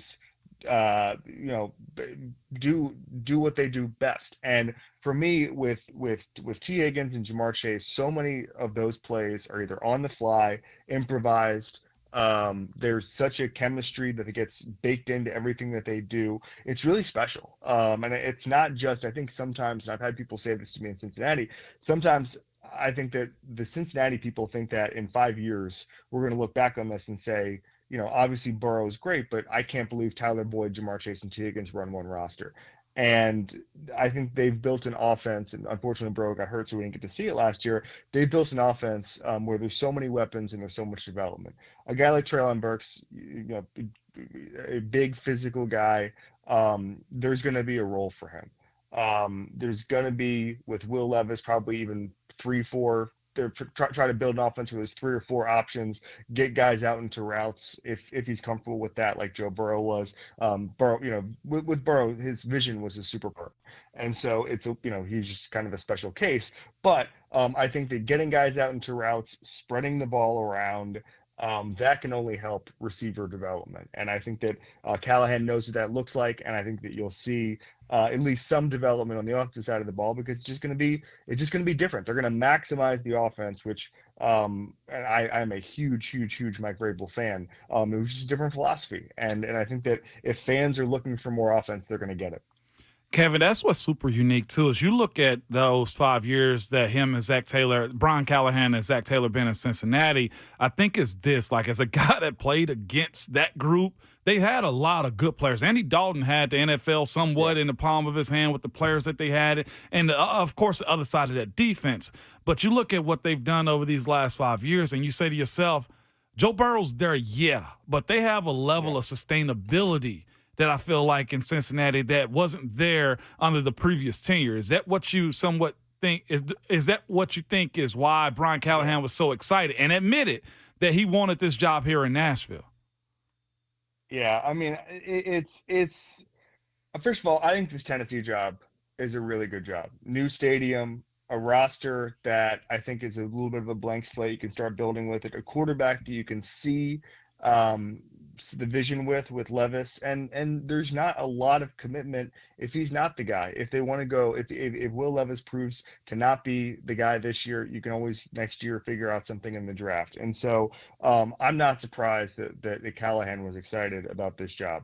Nashville is an awesome place to live. I actually just interviewed Matt Castle last week, and he lives in Nashville. And he was talking about all the ex NFL athletes who live down there. Guys want to be in Nashville. Like, guys want to live in Nashville. It's centrally located. It's warmer than a lot of places. Like, guys want to be in Nashville. It can be a real destination there. And then you mentioned the stability part of it. Yeah, I mean, the leap that Burrow took from Dalton obviously was special, but the Bengals have always been good at drafting players. There's always been a floor there. The drafting of it was not the last 10 years. The drafting of it was not the problem, or the last 15 years, because they had talent all over the place, starting with the Chad Johnson era. It was more about how the organization spent, how they approached free agency, how they approached little different things in the organization. And so it's definitely a new era in Cincinnati, and I think that you might be able to see, especially with the offensive side of the ball, a bit of that in Tennessee, where they just take an era that was successful and upgraded it. Also, I have to ask you this, as the playoffs and Super Bowl is next week. You've had conversation with Patrick Mahomes, man, and when you think that he's done and he got to go to Baltimore to the bank and play them, right, and he just does his thing, and I know that defense played a huge part in it too for Kansas City, but as far as the quarterback goes, what is it in your conversation with Patrick Mahomes that makes him tick? Oh my gosh, it's funny because he is such a calm, casual guy. You know, he comes from baseball. His dad was a baseball player, and there's not a lot of like rah-rah about him. He's not Tim Tebow giving the Varsity Blues speech going into the second half of the national championship or whatever, right? He is all of the sort of the motivation and the things that fuel him. They're all internal. And even his teammates, I had Mitch Schwartz on my show this week, who played with him a couple of years ago and is still close to them. His teammates are surprised at when he's really mad about something. And you know, like we saw a couple weeks ago with the Buffalo, where he was clearly motivated by the fact that people said he couldn't win or hadn't won a road playoff game. He's not Michael Jordan, where he's just going out and trying to find motivation in anything, but when he does, he harps on it, and it helps him fuel. And I think that what's funny about Mahomes is, like, who has actually doubted Mahomes in the last 5 years? It's impossible. So you have to kind of dig a little bit and kind of understand that you're going to have to stretch the truth a little bit if you're going to say, hey, nobody believed in me. But, you know, going on the road in Baltimore, and people saying that the Ravens were a buzzy team, missing Joe Thuney, the guard, playing against a guy who's going to win the MVP in Lamar Jackson, you can find a little bit of motivation there. And I feel stupid for I picked the Ravens close because I thought the Joe Thuney injury was going to matter, thought they were going to be able to have a different game plan in Baltimore, thought they were going to get more internal pressure in the inside of the line. It didn't happen. And so now I feel like an idiot. And the thing I always say about Mahomes is, you know, he's in his Michael Jordan era, and that means a lot of famous people are going to be relegated to minor characters. Josh Allen Lamar Jackson in a couple weeks. It could be Kyle Shanahan again.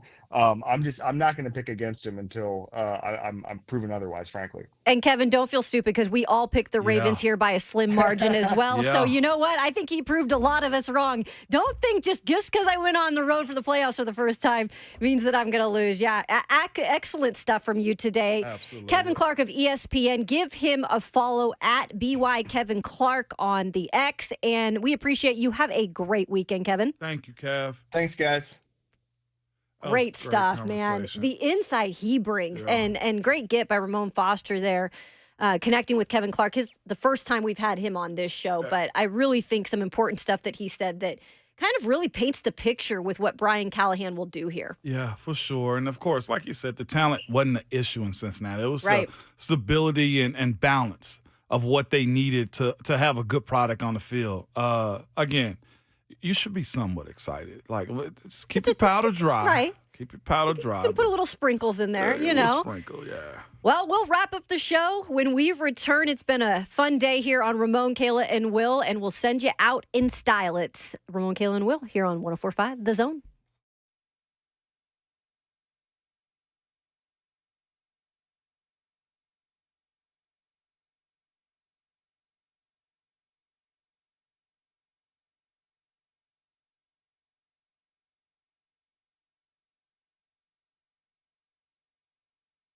It's Ramon Foster for Hiller Plumbing, Heating, Cooling, and Electrical. And check us out, y'all. It's Valentine's season, and love is in the air, okay? But guess what? You can also find your perfect match this month at Hiller, where you can get a free UV light when you purchase select new HVAC systems for your home, or a free whole home surge protection when you buy a new whole home generator, so those lights don't pop out when you need to, and protect your TVs, your appliances, and all those types of things. The offer also offering where you can get 50% off the Diskeller when you buy a new tankless water heater for your house. You'll never be more in love with your home than with Hiller, okay? Find your perfect match like I have at happyhiller.com.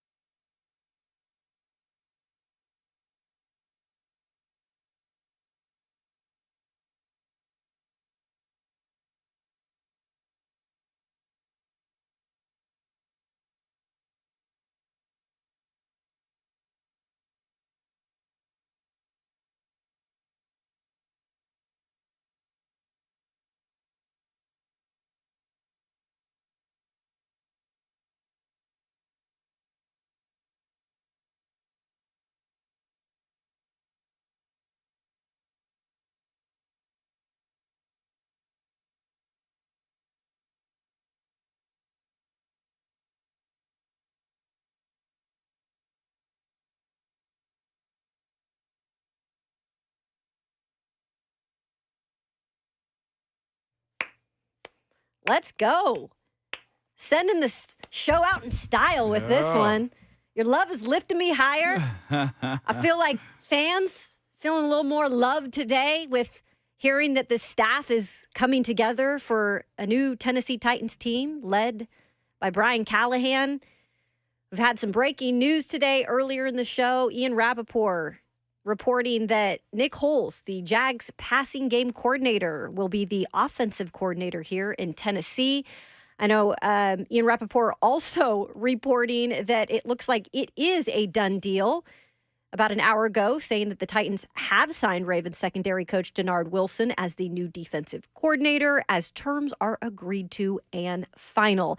Bill Callahan by Mary Kay Cabot looks to be joining the Titans staff as the offensive line coach. And, of course, we have many others that will come here, Ramon Foster, in the next couple of days. But it's been a fun show in terms of just kind of showing how this is all going to come together. And we don't know yet. And look, it's going to be a first season where there's a lot of unknowns. But I think the one thing we can agree to is that there's a lot of energy, a lot of new energy with what we're seeing with this new staff. And Ryan in Clarksville, we'll get to you in just 1 second. But what have you thought just in terms of the hires they have not officially made yet, but looks to be announced. made? Seems solid. That's what it is. I think this excitement is good because it's the off season, but of course the job on the field is what's going to be most important. If you look and think some of these guys have potential as far as the wide receivers, the tight ends, the offensive line, the quarterback, the D-line. We don't know what that coach is right now. Coach Terrell Williams has accepted the job from our understanding in Detroit, so that's that. But if you look at what, of course, Denard Wilson has seemed to be capable of, you got to somewhat trust his method into making this team a better defense also. From the top down, it seems to be order. From the top down, it seems to be they understand how to operate and know where they want to direct their steps next. So I'm excited for it. It's a fun time in the offseason. In the offseason, we have to remember we're still in the offseason. Let's go out to Ryan in Clarksville. Ryan, how you doing? I'm doing so good. I just want to say a big tighten up and a good morning to you three. Thank you. Good morning. Good morning. I am so excited about these coaches. We get the number one defensive back coach for the last 2 years. He killed it at the Eagles. He killed it with the Ravens. We get the offensive line coach. I just cannot wait for him to possibly get his hands on Oluvashanu or Joe Alt. And I am just so excited. Thank you for taking my call. And let Rand cook. Woo! Hey, go off then. And you're right. Rand cook. I mean, I'm looking at the F&M Bank chat in the past couple of days, and we always appreciate your feedback, whether that be calling in or just conversating with us on the F&M Bank chat. And there's a lot of excitement, and rightfully so. I think it's a different look. And Kevin Clark joined us in the last segment. Awesome stuff.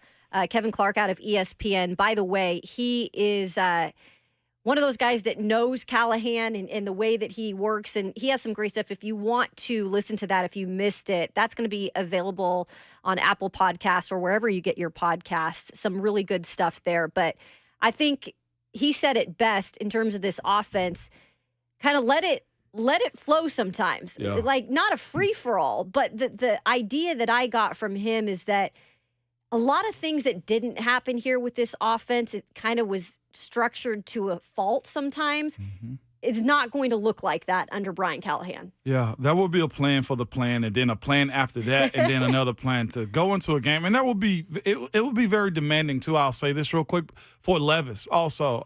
Some people, I think, took what I said wrong last week, and I was like, Will Levis has to grow up. And that's, of course, just being mature mentally about what the main thing is, and that's winning games, and that's the game plan, and that's diving into the in-game adjustments that Coach Callahan and Coach Holes will have for him, right? Like, it isn't saying that he's not a mature guy. It's not saying that he doesn't understand how to be a pro, but the in-game adjustments is something that I think will have to be on the forefront of whether you got an interception, whether you had a touchdown, or whether it was a bad play. You know what I'm saying? Yeah. So I think that's what Coach Callahan brings, just a steady hand and a staff that he's going to employed to be better also. Should be exciting. Should be exciting. Thanks to our guests, Brent Hubbs, Kevin Clark, Andy Staples today. Thanks to you for listening. The Buck Rising Show and Lucas Panzica coming up next. But first, some words of wisdom going into the weekend. You must remember at all times, good people, your Twitter fingers and your mic is always hot.